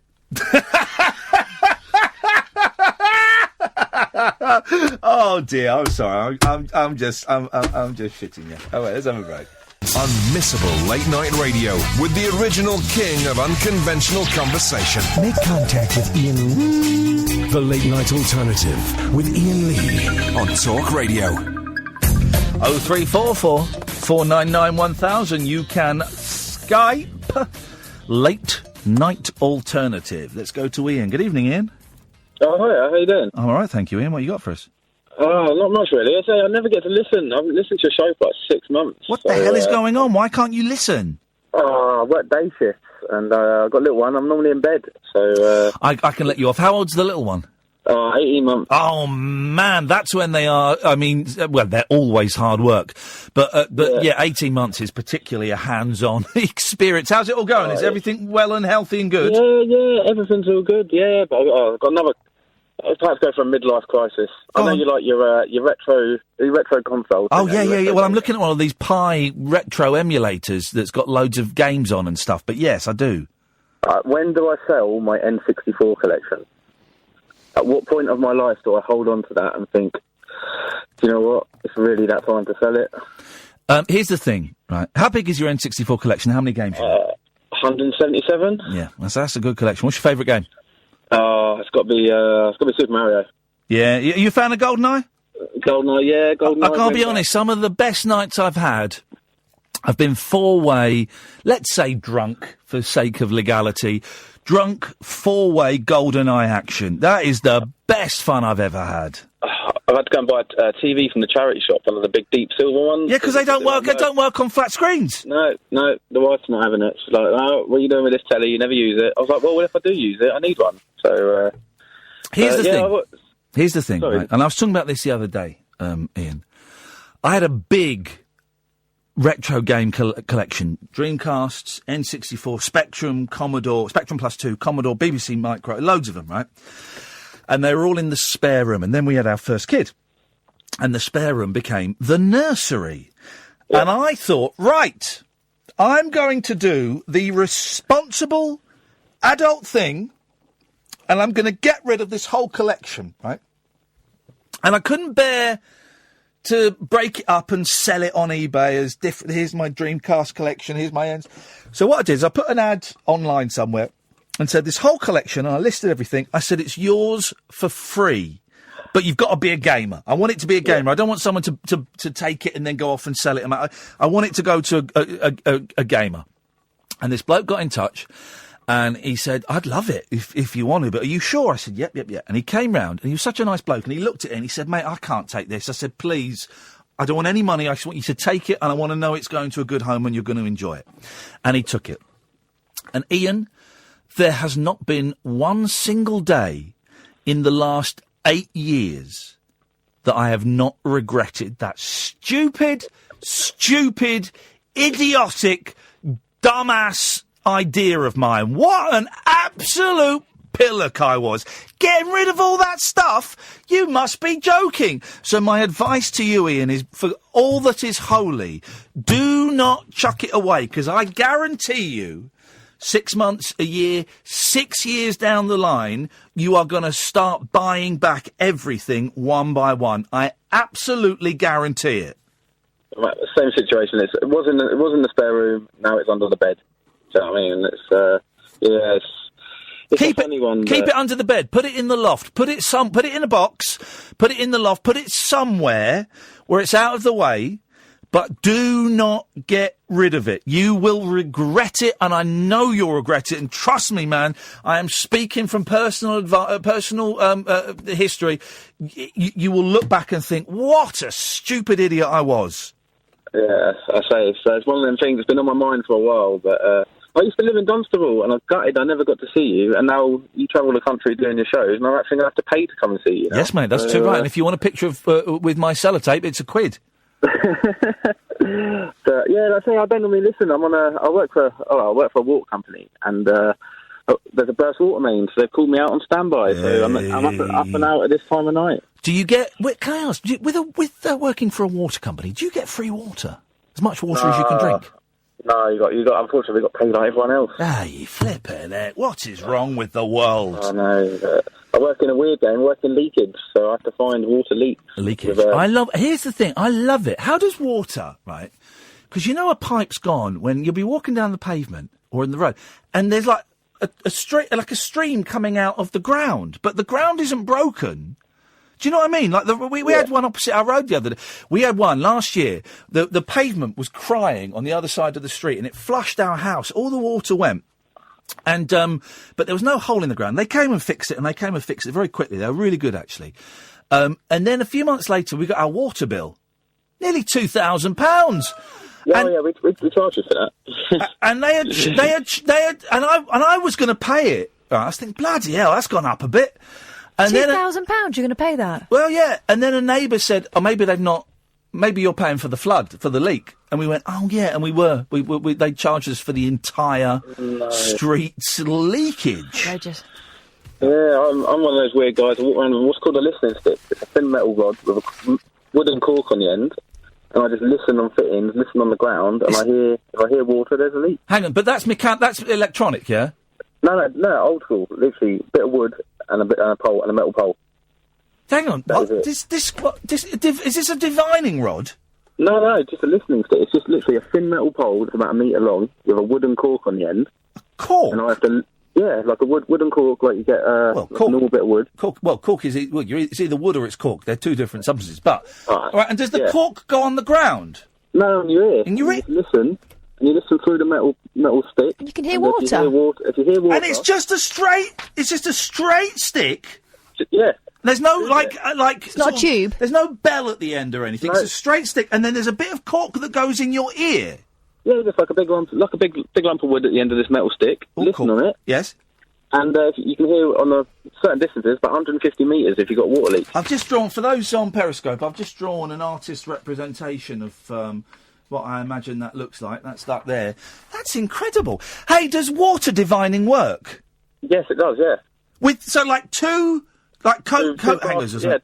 Yeah, two brass iron rods bent over. No, it doesn't. And the water polarity then moves the... Shut up. 100%. You are winding me up. Do you have in your kit, in the back of your van, divining rods? Yeah, I do. Shut up, man. I'm calling bullshine on this. So you're telling me that Thames Water and all these companies, they use black magic? Yeah, and if you put a pound coin on the floor at the water main and walk up to the pound coin, where the rods twitch out, that's the depth of the main. That's one I can't explain. But it's true. If you put a pound coin on the floor, walk towards it, and when your rods twitch, that's how deep the water is. Flippin' heck, man. I asked that question as a joke. No, it's true. And then it turns out that that's what actually happens. That's a little bit it's a bit freaky deaky, isn't it? It is. Ian, it is. Keep those video games, buddy. Seriously, you will regret it. I promise you. I will keep them. And just to say, Ian, you're an absolute legend. I'm so glad I got to speak to you today. Nice one, man. Thanks very much. Take care. Thanks. Take care, mate. Bye-bye. What a nice man. I threw the water divining in there as a joke. Yeah. Expecting him to go, nah, don't be stupid. Are you telling me, if anyone else works for water companies, what other water? There's Thames Water. Yeah. Anglian Water. Okay, is it Welsh Water? Yeah, if you want. Yeah, sure. If you work for a water company... Have you got the gift? Is there a bit of kit? Is there a day at training, right, when you've done all the... So it uses a long stick with a bit of cork in it. Funnily enough, I was thinking about cork at the weekend. Why? Cork was big in the 70s. You'd often see ceilings covered in cork or even walls covered in cork. Yes. I think we had a cork... Joe, did we have a cork ceiling at one point? Isn't there a cork shortage? Is there? Yeah, because didn't a lot of wine companies start making their corks out of plastic instead? Well, you don't get corks in wine anymore. It's all screw top. Wow. It's all screw top. And I remember in the 70s, 80s, 90s, if wine had a screw top, it was a cheap wine. Well, you do get some cork in bottles these days, but it is rarer than it used to be. Okay, so this is really taken... Julie, Pablo, stay lit. We'll come in a bit. 0344 499 1000. This is really taking a very bizarre turn. Do you practice black magic in your work? whether it be divining, seancing, the Ouija board, crystals, anything like that. Guesstimates. 0344 guesstimates. That's not. That's just a cross between a guess and an estimate. So that's not. That's some not of them black are magic. uncanny. That's not black magic. 0344 499 1000. Skype late night alternative. Red skies, rubbish tips, George Michael, and more. This is the late night alternative with me, Iain Lee, on Talk Radio. With time to change, 1 in 4 of us will fight a mental health problem this year. Having a mate in your corner can make all the difference. Search Time to Change to find out more. Late night conversation, wealth losing sleep over. The Late Night Alternative with Iain Lee on Talk Radio. We have ways of making you talk. If you've ever used black magic at work, 0344 499 1000, or you can Skype Late Night Alternative. Let's go to Mike. Good evening, Mike. Evening, Ian. How are you doing? I'm very well, thank you, mate. What have you got for us? Right, listening sticks and waterboards. Yes. I used to work for Severn Trent Water in the Midlands. Okay.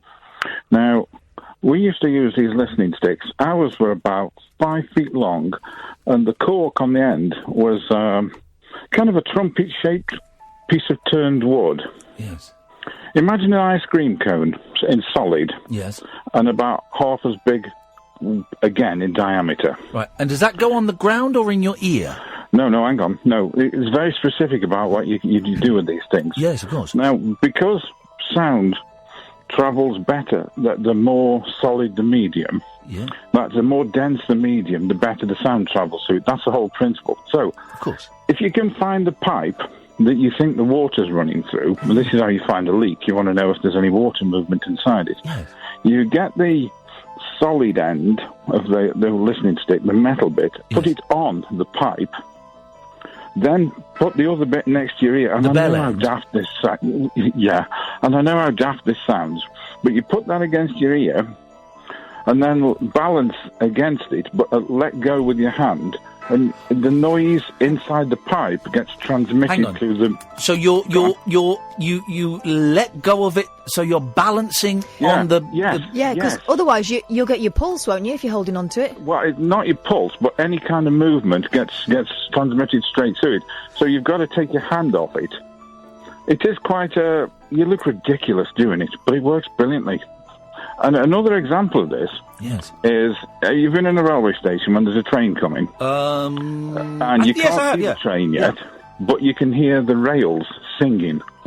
What? Have you ever heard that? Mm-hmm.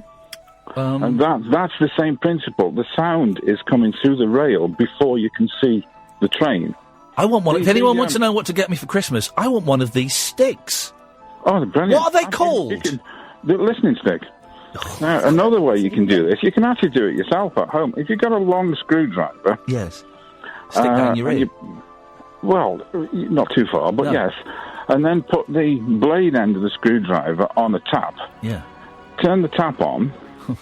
And I know how silly it sounds. This is what I'm doing tomorrow, is I'm getting screwdriver and turning taps on. This sounds brilliant. It works, absolutely, and you can use it for all sorts of things. Now, another use for this, any old-fashioned mechanic will talk to you about this. Not anymore, of course, with computers and the like. Oh, but God, yes. Old car, knocking big end or noise in the engine. If your mechanic was any good, he'd use the screwdriver trick again, because the noise of the knock inside will be transmitted directly through the screwdriver and into your ear. And there you go. Who'd have thought that the waterboards? I've got so much more respect for them now. I know they harness the dark forces. They're wizards. There's all sorts of stuff going on. Did you have divining rods? No, we never did that. I thought that was a load of rubbish, to be honest. But I mean, that guy before seemed quite knowledgeable, so I'll bow to that. He did, didn't he? But I've also been contacted by someone else who works for a water board, and he said they use divining to find a leak in a school once. Flipping it! This is Now I use the listening stick to find my leaks, usually in pubs. Well, you know what we have to do? We have to manufacture a leak, and we have to get a diviner versus a listening sticker, and see who can find that leak the quickest, and then we know which is the best. The guy with the listening stick will find it first. Oh, I love that confidence! I love that confidence! That is brilliant! Every time. Well, it's physics, isn't it? Rather than grabbing it out the ether. Rather than mumble jumble. Yeah. This is where BBC is going wrong on a Saturday night, right? They're getting all these singing competitions and all these silly programmes. What they need is a programme where it's a water diviner versus a listening sticker, and that we see. That's just round one, right? Yeah. Then we do the whole thing of like magic versus science. So we can do. You know, there's people who make out they can operate on you through your the psychic skin. surgeons. Yeah. So we'll get two ill people. Yeah. Psychic surgeon versus actual surgeon. Let's see who wins. See who dies. We didn't get trained for any of that. We just used to find leaks. Mike, thank you for that, mate. Good call. It's an absolute pleasure, mate. Cheers, my See you dear. later. Speaking of bullshiners, I was listening to Howard's show last night, Howard Hughes, right? And he had a mentalist on, a mind reader. Yeah. Right. And this mind reader was claiming that he could really read people's minds using psychology and all this stuff, right? And here's the thing, you know Darren Brown, he can't really read minds. He says that all the time. It's all magic tricks. All it is, he's Paul Daniels. That's all he is. He's Paul Daniels. He's doing exactly the same stuff that Paul Daniels was doing, right? So then Howard, and I was tweeting him going, so then Howard played a clip from this bloke's website. What was the guy? Can someone tweet me? Oh, we go. There's someone with a listening stick. Can someone tweet me the guy's name? Was it Alex Mindreader? Oh, what, his surname was Mindreader? No. I'm trying to think of the website. Alex Crow. That was it. Alex Crow. Right. So let me find the bit from Alex Crow. noe.com, I think it was. Was that right? Come on, internet. No, that's not it. Was it Crow with an E then? I don't think it was. I've got it. AlexCrowMindreader.com. Here we go. Right. So I'm going to play a bit of this video, right? That Howard played, right? And as I listened to it, now Howard must, because Howard's a really intelligent bloke, right? And he must have known. No, this wasn't it. Alex. Is it Crow with an E? No. CrowMindReader.com. No, that's not it. This one. Alex Crow. No, but that's not the what you. That's not. I'm typing it in. I'm not getting that. AlexCrowMindReader.com. No, it's not. It's not. I'm afraid, because that's bringing up something else. Hang on a second, Mind Reader. Oh, it is, but when I type that in, it's not. Anyway, right. So you go to his video, right, and he's got a clip here. Here's the show reel. We're going to jump forward a little bit to the clip that he played, where it shows him reading someone's mind, right? I'm going to jump forward a bit to here. Right, here it comes. Right, so it's a clip from a TV show, right? And I want you to think of a friend or a relative. Right. Okay, someone you see regularly. Yeah. But not someone that's here. It's not Richard or in the crew. Right. You got someone in your mind? Think of someone? Yes. Great. Good. Mix up all the letters in the first name. Mix them all up. Think of one letter now. Okay? Right. Yeah. E. Oh, yes. And this is interesting, because I said think of just the first name. You're thinking the surname as well.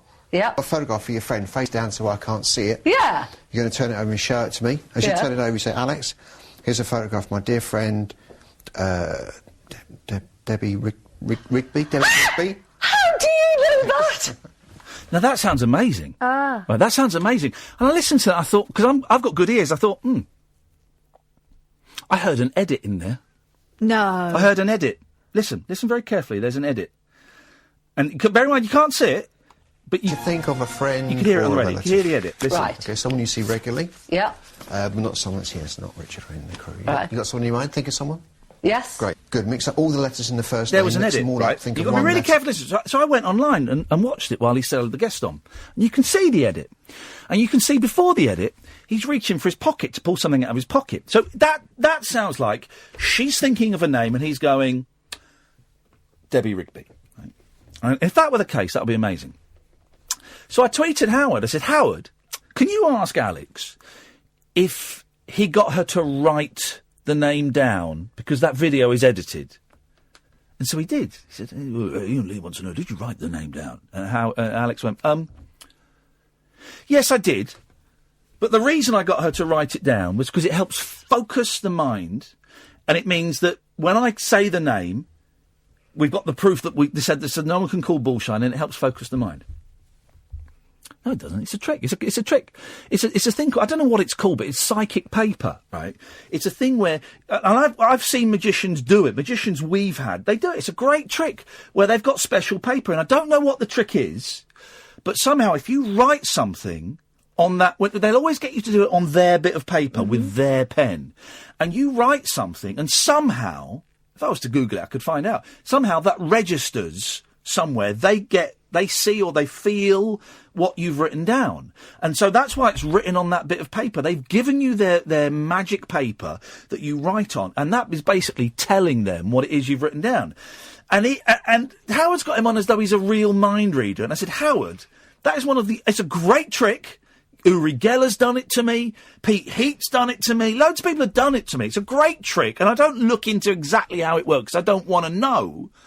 But it's a trick. Whenever a magician gets you to write something down, they will give you the bit of paper, they will give you the pen. It's their pen, it's their paper, and you writing it down, you might as well just say to them, I'm just writing down the name Debbie Rigby, because it's as good as doing that. And this fella was trying to pretend it was real mind reading. I'm just reading about him on his fantastic website. It's very nice. He says that he served for 15 years in the Metropolitan Police. Yes, he's a copper. Surely if he was magic, then they would have had a far faster catch and charge rate. Howard must have been humouring that guy. Must have been humouring. Because he's a bright one, Howard. I love Howard's show. We'll get him on again. This guy also knows about NLP. Yeah. Oh no, I like neuro-linguistic programming, but by saying that, it makes you sound like you're able to manipulate people's minds. You know that all the tricks Darren Brown's he's not manipulating your mind. At the end, he'll show you stuff that makes you think you've been manipulated. You haven't. He's Paul Daniels, but just it's a bit, it's the same thing. Julie, Pablo, stay there. Come to you in a bit. You can Skype a late night alternative. You can call 0344 499 1000. We call you back. This is the late night alternative with Iain Lee on Talk Radio. With time to change, 1 in 4 of us will fight a mental health problem this year. Having a mate in your corner can make all the difference. Search Time to Change to find out more. I'm Iain Lee. This is the late night alternative on Talk Radio. The Late Night Alternative with Iain Lee on Talk Radio. We have ways of making you talk.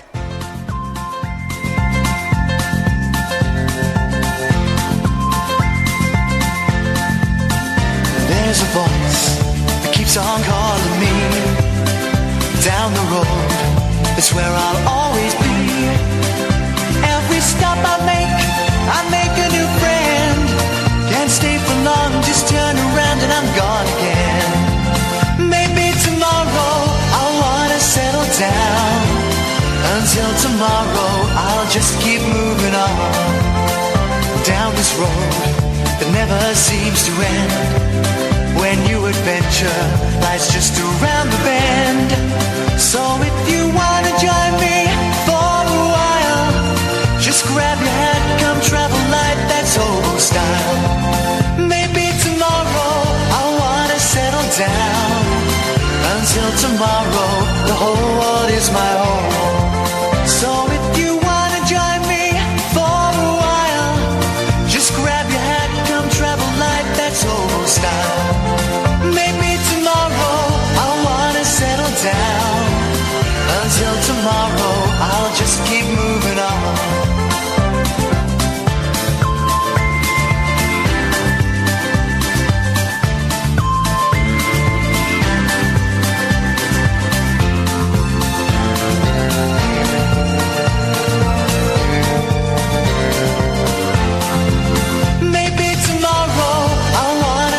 Down. Until tomorrow, I'll just keep moving on. There's a world that's waiting to unfold, a brand new tale no one has ever told. We've journeyed far, but you know it won't be long. We're almost there and we've paid our fare with a hobo song. Maybe tomorrow I'll wanna settle down. Until tomorrow, I'll just keep moving on. So if you wanna join me for a while, just grab your hat, come travel light, that's hobo style. Maybe tomorrow, I'll find what I call home. Until tomorrow, you know I'm free to roll. Here we go! The late night alternative with Iain Lee on Talk you it's time to change! What's that voice? Hey. 0344 499 1000. Skype. Late night alternative. Someone's just Skyping. Hello, Skyper. Hey, is this the, British Wanker show? Yes, it's the British Wanker show. How can we help you? Have you ever heard of the Jewish British Catholic Homosexual League? No, I don't think I have. You see, this whole thing is nothing but a... There we go. Oh, that seems so promising. He got further than he expected to. Yeah. He's right, it is the British Wanker show. He got further than he wanted to. I get the feeling he didn't really have an awful lot to say, did he? Okay.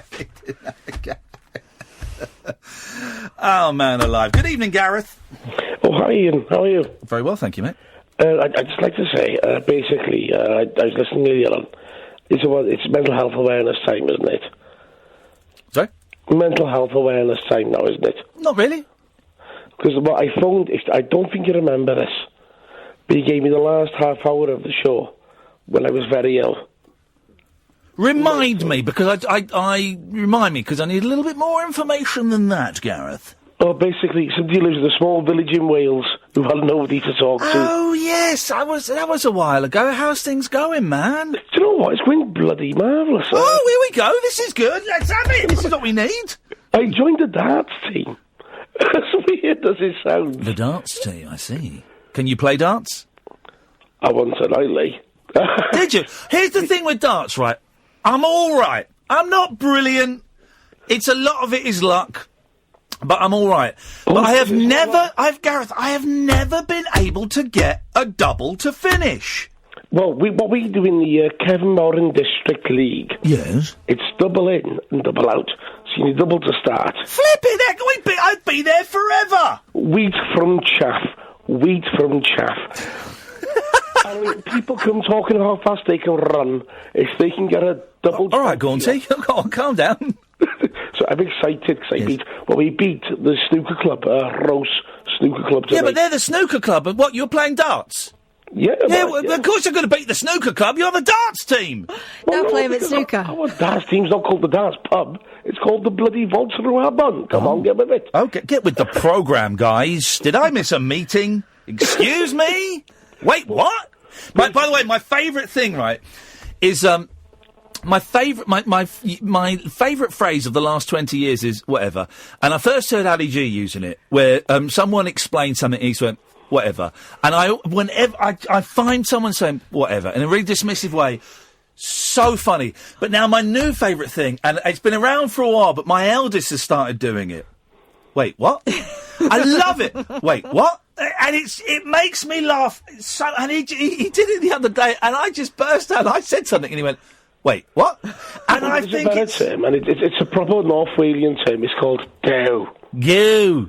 No, dow. Goo. D-U-W. Do. There's a do for every situation. There's a do works down the chip shop, swears he's Elvis. No.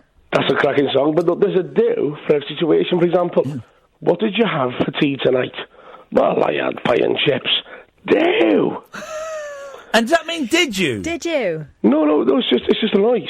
No, shut up, man. You got that, so words aren't just noises. Damn. Yes, they are. Words are just noises.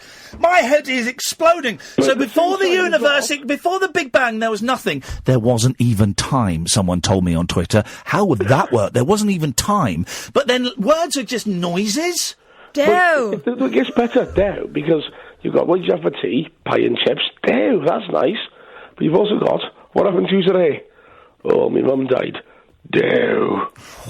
There's a do for every situation. Wowzers. Oh, I want to use a do. Well, I'll tell you what, Catherine, give me a do situation and I'll give you a do. Hey, I nearly got blown off my bike today. Do, you were lucky. I like now, that Ian, one. give me a do situation. Go on, Ian, give him a do. Well, I killed a man today. Do, you bad bugger.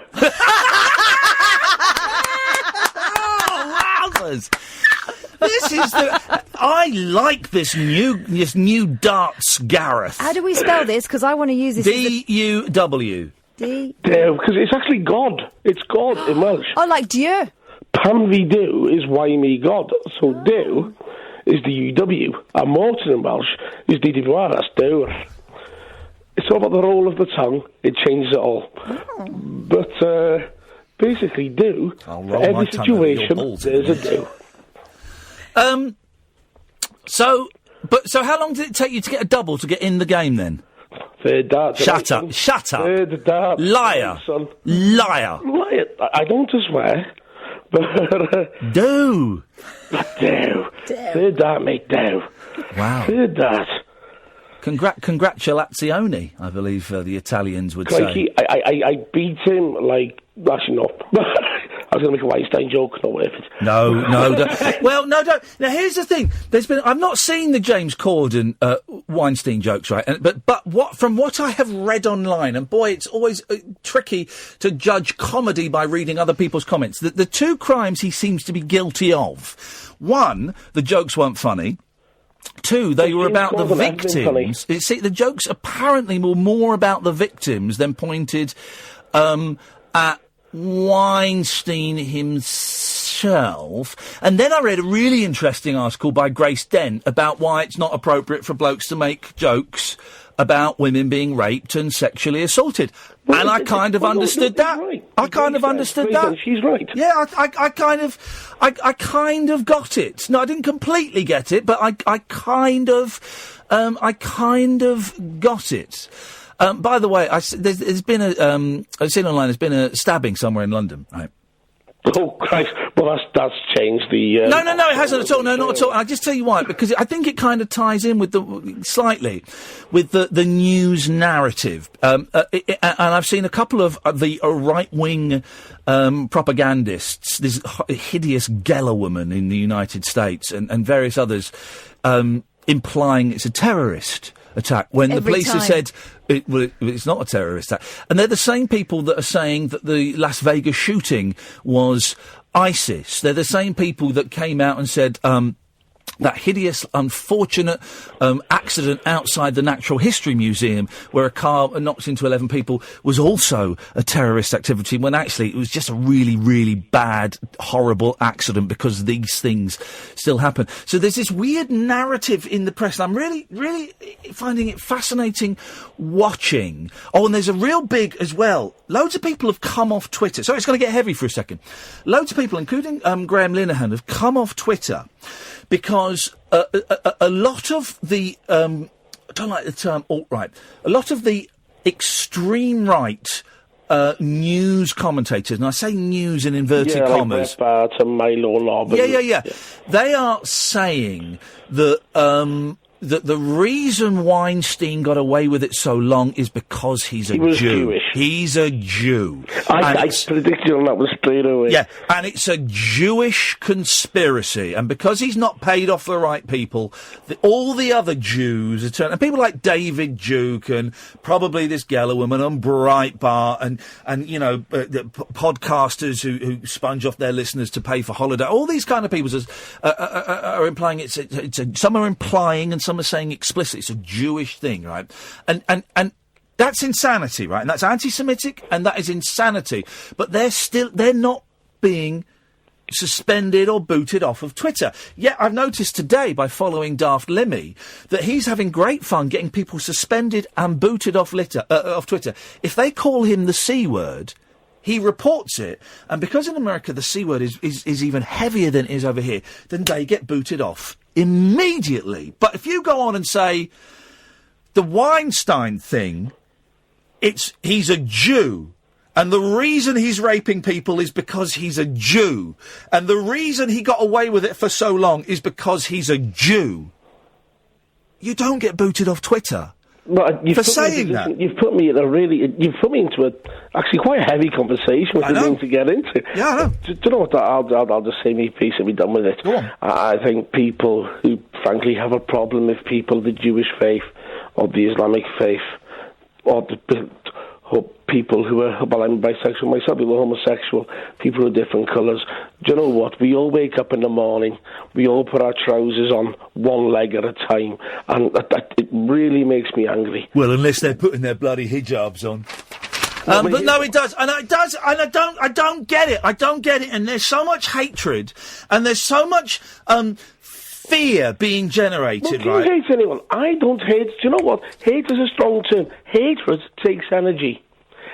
It's easier to get on with people than to bloody hate people. But I know, but there's money, but here's the thing, Gareth. There's no money to be made out of getting on. There's no money to be made from accepting trans children and accepting gay old men and accepting Muslims and accepting Jews and there's no money to be made from comforting victims of rape and sexual abuse. In the morning, but Gareth, there's money to be made from hating trans, from hating Muslims, from hating Jews and blaming, a prolific rapist and sex offender getting away with it because he's a Jew. There's money to be made from that, man.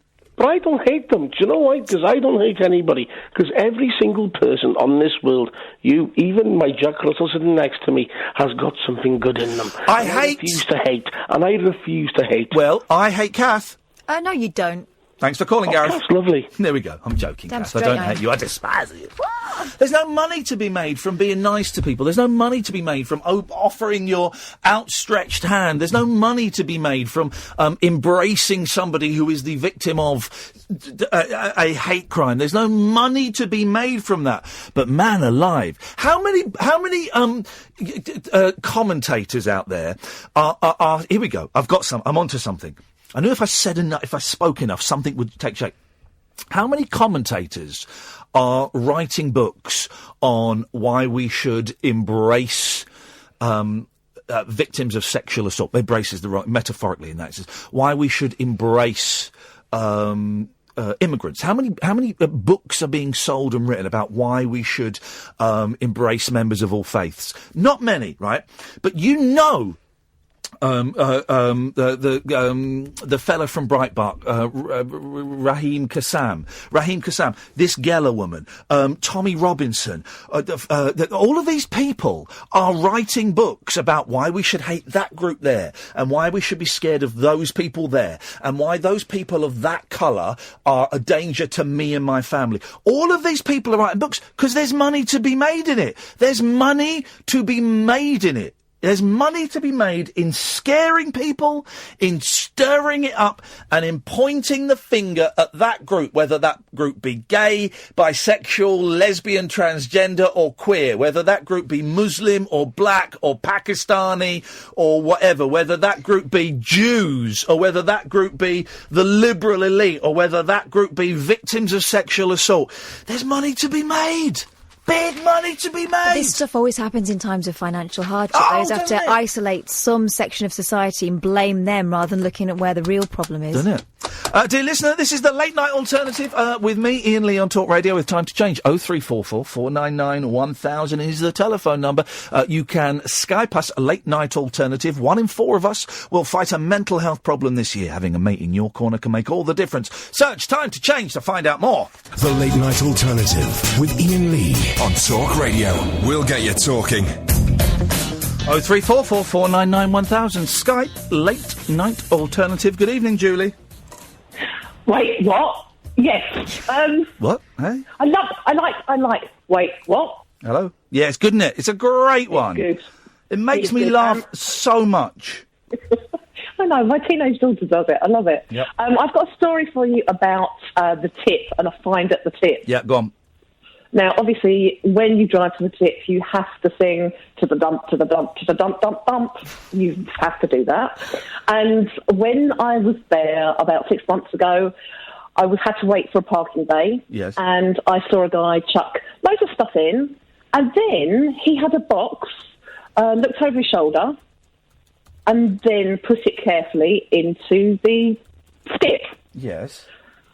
So I had a look, and the box said on it, "Do not open." Oh! Porno! Porno! Porno! So, obviously, you have to open it. And I thought, the reason maybe it said do not open, I was thinking, is there going to be, I don't know, an animal in there? Yes. Is there going to be, I don't know.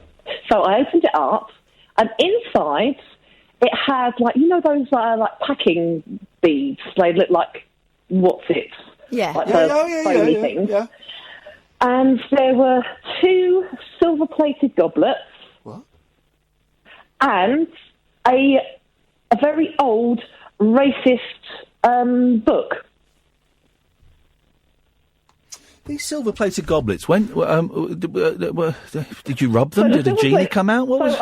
I took both of them. I took the silver goblets and I took the old racist book. Yes. And the goblets were, I looked up online because they were still in a box, and they were worth 80 quid each. Oh, grief. How much was the racist book worth? I don't know. It's like a 1940s book, and it's called 10 Little N Boys. Oh, that's an Enid Blyton book. Not Enid Blyton. Agatha Christie. Agatha Christie, isn't it? No, I don't think it is. No, 10 Little... Yeah. Go on, Catherine. It's a famous book. It's not... Oh, is it? Yeah. But I was just quite amazed at the fact that that was all that there was in there, and I just wondered why he was getting rid of those 2 things, because they were together just in a box. That was the book. The book you had, was it like a children's book? Yes. Right. Okay. Like a children's, like, the nursery. Yeah. like Victorian a rhyming times. book. Yeah. Who is it? It was a traditional kids' book in the Victorian times, and that's the thing that Agatha Christie named her book after. Right. Because it's a rhyme that you use in it. Maybe he was a racist time traveller. And he brought that from the past, thinking that would be worth money when he came here, and he could pawn it in cash converters. Then when he got here, he realised it was racist. And I don't know. I'm not allowed to go to the tips because I bring back more than I take. Well, they watch you like hawks at the tip now. I mean, I used to like it when it was proper landfill, and you just go and toss it on this massive pile, and you could walk. You could walk over the pile. You used to be able to walk over. My dad would take me and my sister, and we'd walk for it was about an acre, 2 acres of rubbish, and you'd walk, and it was wonderful. And the stench, the wind was blowing in the right direction. Oh, it was incredible. Oh man, incredible. But yeah, another tip. Thank you very much indeed. Let's go to Jonathan. Good evening, Jonathan. Evening, Ian. I've got really bad indigestion, so bear with me. But go on.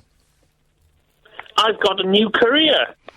Are you the new Kofi Annan? No.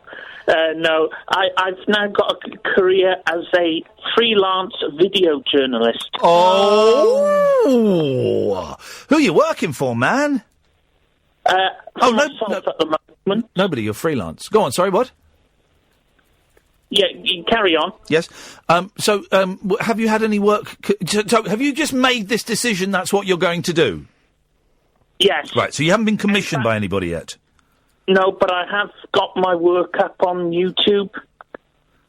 Gosh. Yeah. What do I type in to access your work? Just type in Cowardly Hillary Clinton. Cowardly Hillary Clinton. Let's see what pops up. Cowardly... Oh, here we go. Cowardly Hillary Clinton sneaks into Swansea University's Bay Campus Great Hall. That's you, is it? Yeah. Let's have a listen. Bombs! Job losses! Very foreign losses! So it's Hillary Clinton coming out of a black car. I can't see her yet. There is she.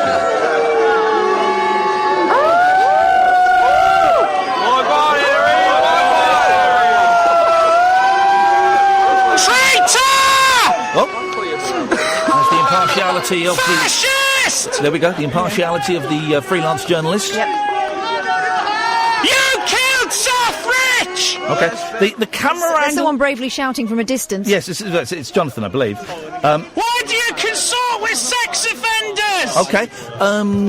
It's not exactly video journalism. It's harassment, but. I mean, I've heard similar things outside Number 10 from the BBC press pack. Yep.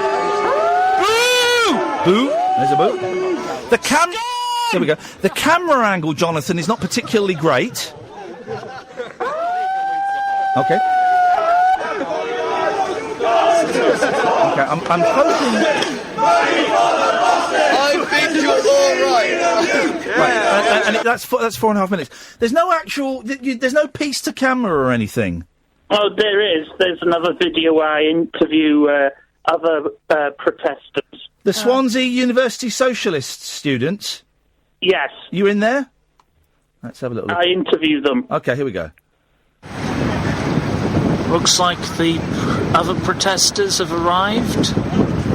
Security guard is already speaking to them. I see Clinton out. Clinton off campus. This looks good. I'm just going to interview these guys. Reminds me of what's that film set in New York where there's a monster and it's all handed out, and I've got a migraine watching it. It's a good film. Hi everyone, I hope you don't mind. Cloverfield. Okay, I just want you to explain why you're here protesting today for the benefit of the audience on YouTube. Because Hillary Clinton's been an agent of neoliberalism and a warmongering politician for the last 30-odd years. She's getting a building renamed after her, apparently, for services to women and children. And as far as we can see, all she's done is argue for private prisons, private healthcare, welfare to work. And those emails, horrible blight on the working class of America.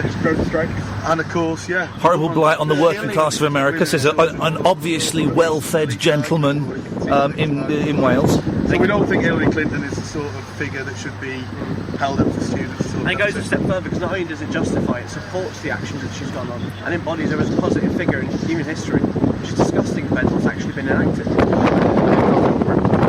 This decision was not consulted by consultants to students. I should say there are about 12 people there. How do you feel about your tuition fees being used to pay Hillary to speak here today? Outraged.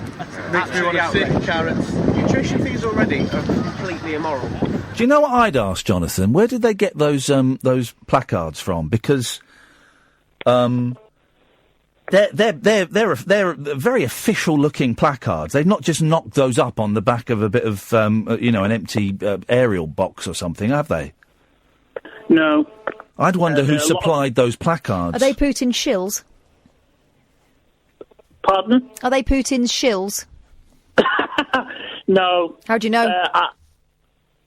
Because Putin wouldn't waste his money on them. Well, you say that. You didn't ask them. What kind of journalist are you? Yeah. And those emails... Everything's Putin's fault, isn't it? It all comes down to those emails, huh? Those emails on that private server. Oh, there's so much on Hillary. Oh well, yeah, but hey, at least she never grabbed anyone by the pussy. I got mentioned on Breitbart. There we go.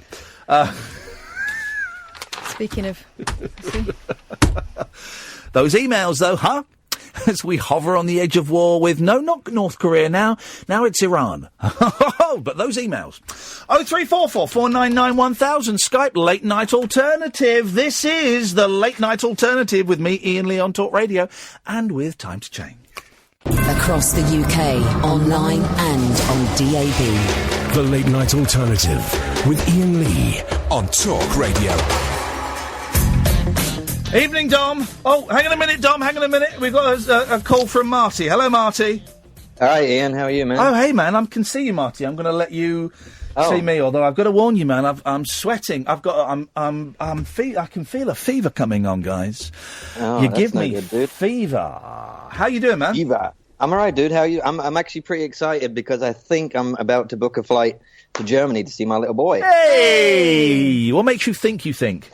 Well, I found a good deal online with Iceland Air. It's 650 Canadian return, which is dead cheap. Yeah. Dead cheap. So I'm just wanting to ring there tomorrow to make sure there's no kind of school holidays or anything like that. They might have some plans to go away somewhere or whatever. So, you know. What's that tin foil over your window? That tin foil, that is to block the sun. which is kind of unnecessary now, but in the summer... Oh, okay. So you don't have curtains? They're like curtains? I've got some... Oh, I almost swore. I got some rubbish bamboo blinds. You got some wicker there. I don't suppose... Was it only England, Britain, where the sky was red and orange and brown today? Did you have that in Canada? No, we didn't have that, dude. I'm surprised that there was a hurricane in England and Ireland. I didn't even know it was possible. Mostly Ireland. It was Ireland. I mean, it got a bit windy, but I don't think... we may have missed the hurricane. But no, there was Saharan sand was up in the sky. And it made the sky go a dirty brown. It was brilliant. Loved it. It was like a swirling... You could see it sometimes. Yeah, it was like dusk for the whole day. It was wonderful. It gave me a headache. Then someone else said on Twitter that it felt oppressive and gave them a headache. And here's the thing. No birds. There were no birds all day. Very, very spooky. What do they know? Weird. And my dad lives in Galway, which is on the west coast of Ireland. Yeah. And so I rang him before work today, and he's like, yeah, it's a bit windy, but, you know, it's just like a normal day here. And now he's got a chimney stuck up his ass. Hey, did you hear the irony in Jonathan's interview, by the way? They were kind of describing why they didn't like Hillary Clinton, but everything that they were describing was Donald Trump. Yeah, that's kind of... There were only about 12, 15 protesters in that bit. I've just tweeted the link if people go and watch it. Good for him for documenting stuff, though. I would suggest he needs to work on the sound a little bit. He needs to move the mic towards his subject a bit more. Well, I imagine he's doing it on his phone or on a camera. And perhaps not shout obscenities at them. Well... And he might get a chance to interview them. Yeah, I think shouting obscenity... I would like to see him do more pieces to camera so he can turn the phone around, get a selfie stick... And he can do the pieces to camera. I think that would be that would be highly effective. I'd like to see that. And good for him. Good for him for creating something. You know, I'm all for people going out and making stuff off their own bat. That's the phrase. Bat, not back. Yep. Yeah. I'm waiting for Catherine to try and correct me. I'm not gonna. Because you're correct. Thank you. For once. Boom. The fact man. I'm a fact man. If you weren't in Brighton on Saturday... By the way, we have to say thank you to everyone who came to the show, the Rabbit Hole show in Brighton on Saturday. Such a laugh. It was the best one we've ever done. And I think if you were watching it, if you were there, if you watched it on Periscope, I think you'll agree, Kath has finally come out of her shell. Ah, shut up. She was filthy and hilarious and wonderful. We've got a couple more Scunthorpe ones to put out, and then we'll do that. We're going to be back in Brighton in March. We're just sorting out the date. In fact, we did sort out the date, but I can't remember what it is. But we're going to be doing another Saturday in March. I've also booked the Rondo Theatre in Bath on February the 25th. And we've got a few more dates coming up. The Luton date, I've ballsed it up, guys, and so we've got to postpone it probably till next year. That's my fault. And you'll either, if you bought tickets, you'll either get your money back, or you can get tickets for the next one. I promise that'll get sorted. Anyway, yes. So can I watch the Rabbit Hole online, Ian? Or can I download the podcast? The one from Brighton? Yeah. Yes, you'll be able... The podcasts will go up, 3 weeks? Yeah, 3 weeks or so. 3 weeks will start. I've still got quite a lot of Scunthorpe left. Yeah, we've got some more Scunny ones to do. But yeah, 3 weeks the first... I think we'll easily get 4 podcasts out of that. Yeah. It was a great show. What a lovely venue. Great crowd. And so here's the thing, and I didn't say this, right? I took the giant sellotape, Marty, my giant Marrakesh sellotape, Moroccan sellotape. I saw the photo. It's pretty big. People, all right, I thought no one would go for it, right? I made £63 by charging people a quid to, you know, the one with the dog? Yeah. She gave me £3 for 3 pictures. £3. People were queuing up to pay a quid to have a picture taken with my giant sellotape. So we're bringing that to Hull. It's a 2 o'clock in the afternoon show in Hull. Yeah. You're like, you know, in the medieval times when people used to take relics round from village to village and people used to pay. Buddha's for that. tooth. It would be, yeah. It's like Buddha's tooth. You're that guy. We'll be doing that. We've got sold 17 tickets, which means we'll break even. Any more than that, we're in profit. Bring quids, please, guys. And then we're in Wolverhampton in November, and then we are, that's it, I think. But yes, we'll be, soon. And if anyone, Matthew Stevenson, can you get the Periscope and put it up on YouTube? Have you got that technology? I said, asking him very nicely. I'm going to cut you off now, Marty. No worries, my boss is calling me anyway, so... There we go. You've been busted. You've been busted. Hey, Dom.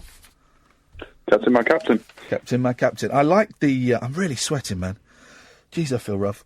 I do like having Skype. I think that adds... it's going to be a slow burner, but... It adds a new dimension. Isn't it? It is, though. Yeah, definitely. The Agatha Christie book you mentioned before. No. It made into a film that you starring one of your favourite actors. Ooh. What? Owen Wilson? It was. Was it Owen Wilson? No, sorry, I thought you said no, it wasn't. Oh. Well, I said Owen Wilson. No, it wasn't Owen Wilson. He's my favourite actor. Or Ryan Reynolds. No, definitely not Ryan Reynolds. I don't like any other actors. It's not Britain's greatest actor. It's probably Britain's second greatest actor. Oh, so not Bruce Willis then? Idris Elba. No. There are no other He's your actors. favourite, isn't he? Cumberbatch. No, he had a film that came out in 2012 or 2012. Oh, not John Cooper Clarke, not John Gordon Sinclair, the guy in High Fidelity, John Cusack. John Cusack. I like John Cusack. I'd go gay for John Cusack. Would you? Yeah. And you know what? I don't think it'd be too much of a twist for him either. Do you reckon? Yeah, I reckon. I think he's very in touch with his sides. I like John Cusack. I think he's handsome. I think he's funny. Marry him then. I'd love to see. I don't think he's yet had the film role that he deserves, that his talent deserves. Really? Grosse Pointe Blank? I thought it was brilliant. That was all right. Yeah, sorry. Just thinking about John Cusack. Me too. Love it. Go on. What was the action film we did with Nicolas Cage? The what, sorry? He did an action film with Nicolas Cage. Oh, I don't know if I've seen that. I'm not too hot on Nicolas Cage, because I still remember when Nicolas Cage was like a thrusting young indie thing. I don't remember him... I never really got into his action side. I preferred his, Raising Arizona and stuff, and Honeymoon in Vegas. He's turned into a pastiche of himself nowadays. Yeah, he's turned into a Cornish pastiche of himself. Absolutely, yeah. I like him. I like Nicolas Cage. He's good. Okay, let's all agree we all like Nicolas Cage. I don't. His wigs put me off. I can't stop looking at them. His acting that should put you off, not his wigs. No, the wigs are even worse actors than his acting. Harsh critic, Catherine. Well, you were on fire the other night. This conversation feels very stilted, Dominic. What's going on with you, man? What's wrong? You're carrying something with you. What's going on, buddy? Talk to me. Come on. No, nothing at all, no. I had things to talk about, and then I completely forgot about what I was talking about and got distracted, as usual. Yeah. By the way, I finished the Danny Baker book, right? And I saw Danny Kelly when I came in, and I said, Danny, I've just finished Baker's book. There are two. It's quite a heavy book, right? Because he talks about the treatment for his cancer. And man alive, he goes into graphic detail, and it's hideous. It is hideous. But great reader. I've never read so much detail about it. It's incredible. But he tells two brilliant stories about him and Danny Kelly. And one of them is Danny Kelly phones him up one day and says, right, in Amsterdam, they're having a record fair that's the size of 3 football pitches. We have to go. And Danny Baker goes, right, we're going. And then Danny Kelly whispers into the phone, and while we're there, we're going to try marijuana for the first time. What? For the first time? They've never had it. I don't believe it. They've never had it. And they recount the story of them trying to find a coffee shop and then trying to roll a joint. It is the funniest thing. It is absolutely brilliant. It makes, even if you get nothing else out of the book, that story about trying to roll a joint in Amsterdam is hilarious. You're funny, Danny Bacon. Yeah, that's good. What do you think? Did you ever get to work with Sean Hughes? Did I ever what? Did you ever get to work with Sean Hughes? No, my sister worked with him years and years ago, long time ago, and she said he was difficult. She said he had issues, and he was difficult. And I've heard that from a few people, that he was difficult, but there's no denying he's funny. I have to say, Sean's show, it was brilliant. It was a rip-off of Gary Shandling's show. You know, you could see it at the time. But that doesn't detract from the fact he was the first person to do something like that in this country, and he was hilarious, absolutely. And I love Sean Hughes. And really sad, 51. The thing that got me, 51 years old, that's 7 years, that's, I'm 44, so 50 is the next big one for me. And when you see people, and I'm sure there were reasons, but when you see people like that, who are of a similar age to you dying, you think, bloody hell. Bloody hell. Who knows what's round the corner? He's 10 years older than me, and I thought exactly the same thing. And then I thought, well, he's achieved so much in his life in such a short time, and I've done bugger all. So, well, mate, you've not done bugger all, Dom, because you've got a Twitter feed that listens to radio shows that I did 7 or 8 years ago, and you tweet facts about them. That's not nothing, Dom. Actually, that's an oeuvre. Yeah, no, that's weird. That's a bit weird. Yeah. This is the Late Night Alternative with Iain Lee on Talk Radio. With time to change, 1 in 4 of us will fight a mental health problem this year.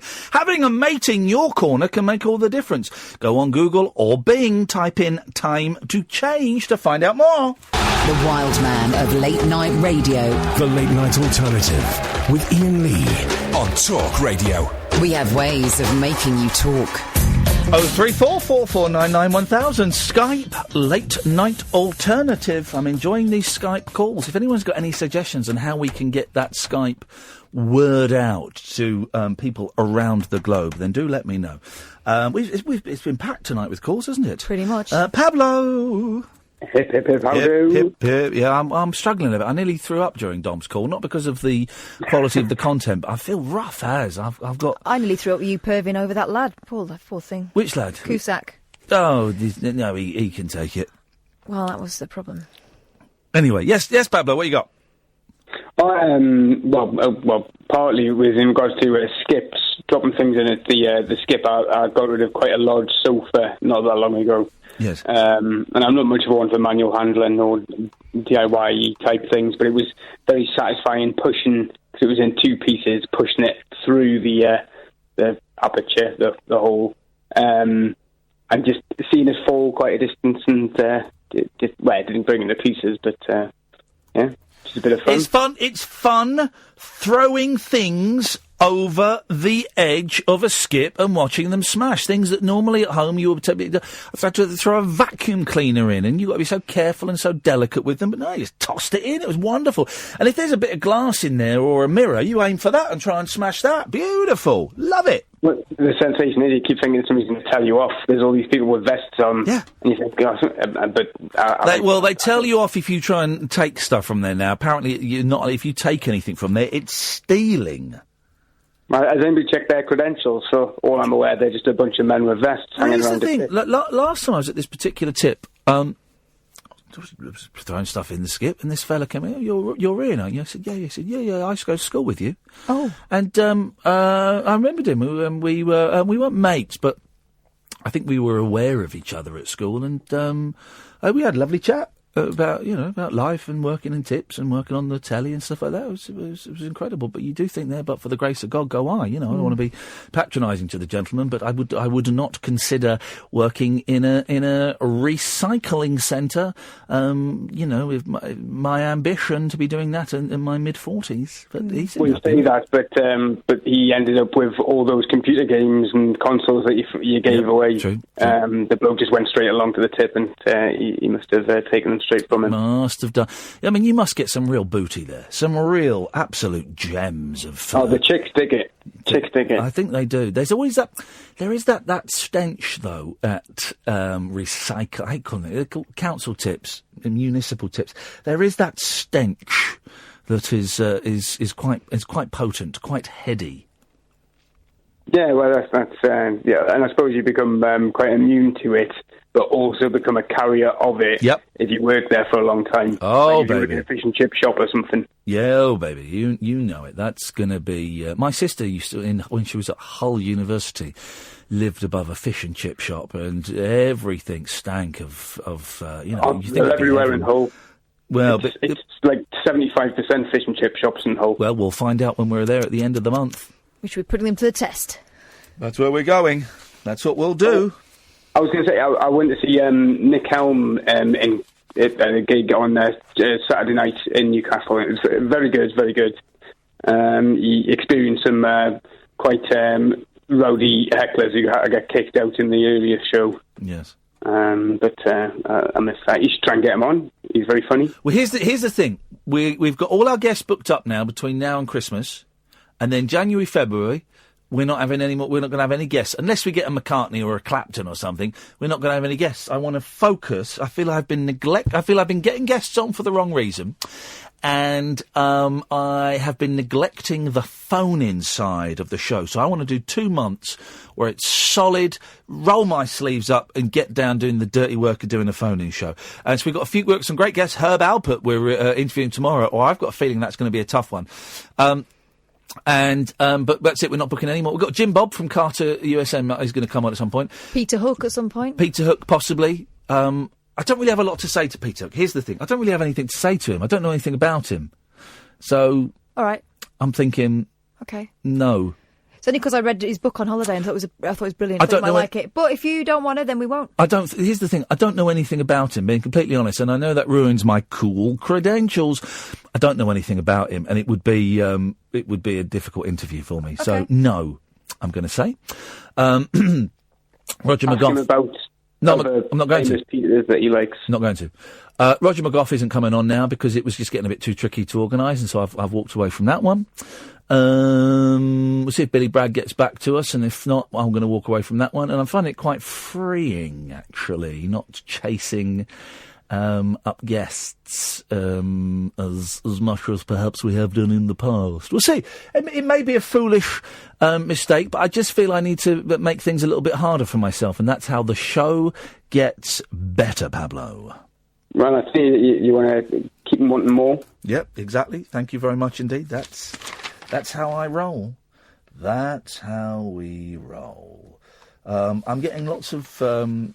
I'm getting suspicious of some of these Skype people that are getting in touch, but we'll see. Hello. Jeez, I didn't even add you, and you're calling me. It's a little stalkery. You sent me a contact request. Yes, I did, but I was expecting, a little foreplay, like, okay, they've added you, and then, okay, they'll message you. But it's fine. It's fine. It's lovely. I had a UK question. Is that okay? Yes, of course it is, sir. Away you go. I'm calling from the US. Yes. And I saw this thing on TV, and it seemed like it was fake, but maybe it's real. So there is Theresa May. Yes. In her stodgy Theresa May way, which honestly looks good compared to what we have to deal with here in the U.S. Wow. And she's speaking about what seems to be Brexit, and the letters on the sign in back of her are falling apart as she's talking about Brexit. Mate, that is real. That is the state of Britain at the moment. Please send food parcels, send your military, send boats and help. No. We've had enough military. Let's and maybe we should do that so we have less military here in the U.S. Man, we are as screwed as you guys. We're screwed in a different way, but we are screwed. Come on, hang on. Poverty, let's compare. Yeah. Poverty being blown up by North Korea. Poverty, North Korea blow up. Come on. Yeah, but I want to buy the new iPhone and I can't afford it. Hey man, listen, we're coming to the end of the show. Can I ask, because you did just send me your friend contact request, and thank you so much. We've got literally 30 seconds. Who are you, and how did you find us? I found you by browsing the internet, and obviously I'm lonely here in the U.S., so I was looking for an alternative, and there's the late night alternative. Listen, we're going to finish now. Whereabouts in the States are you?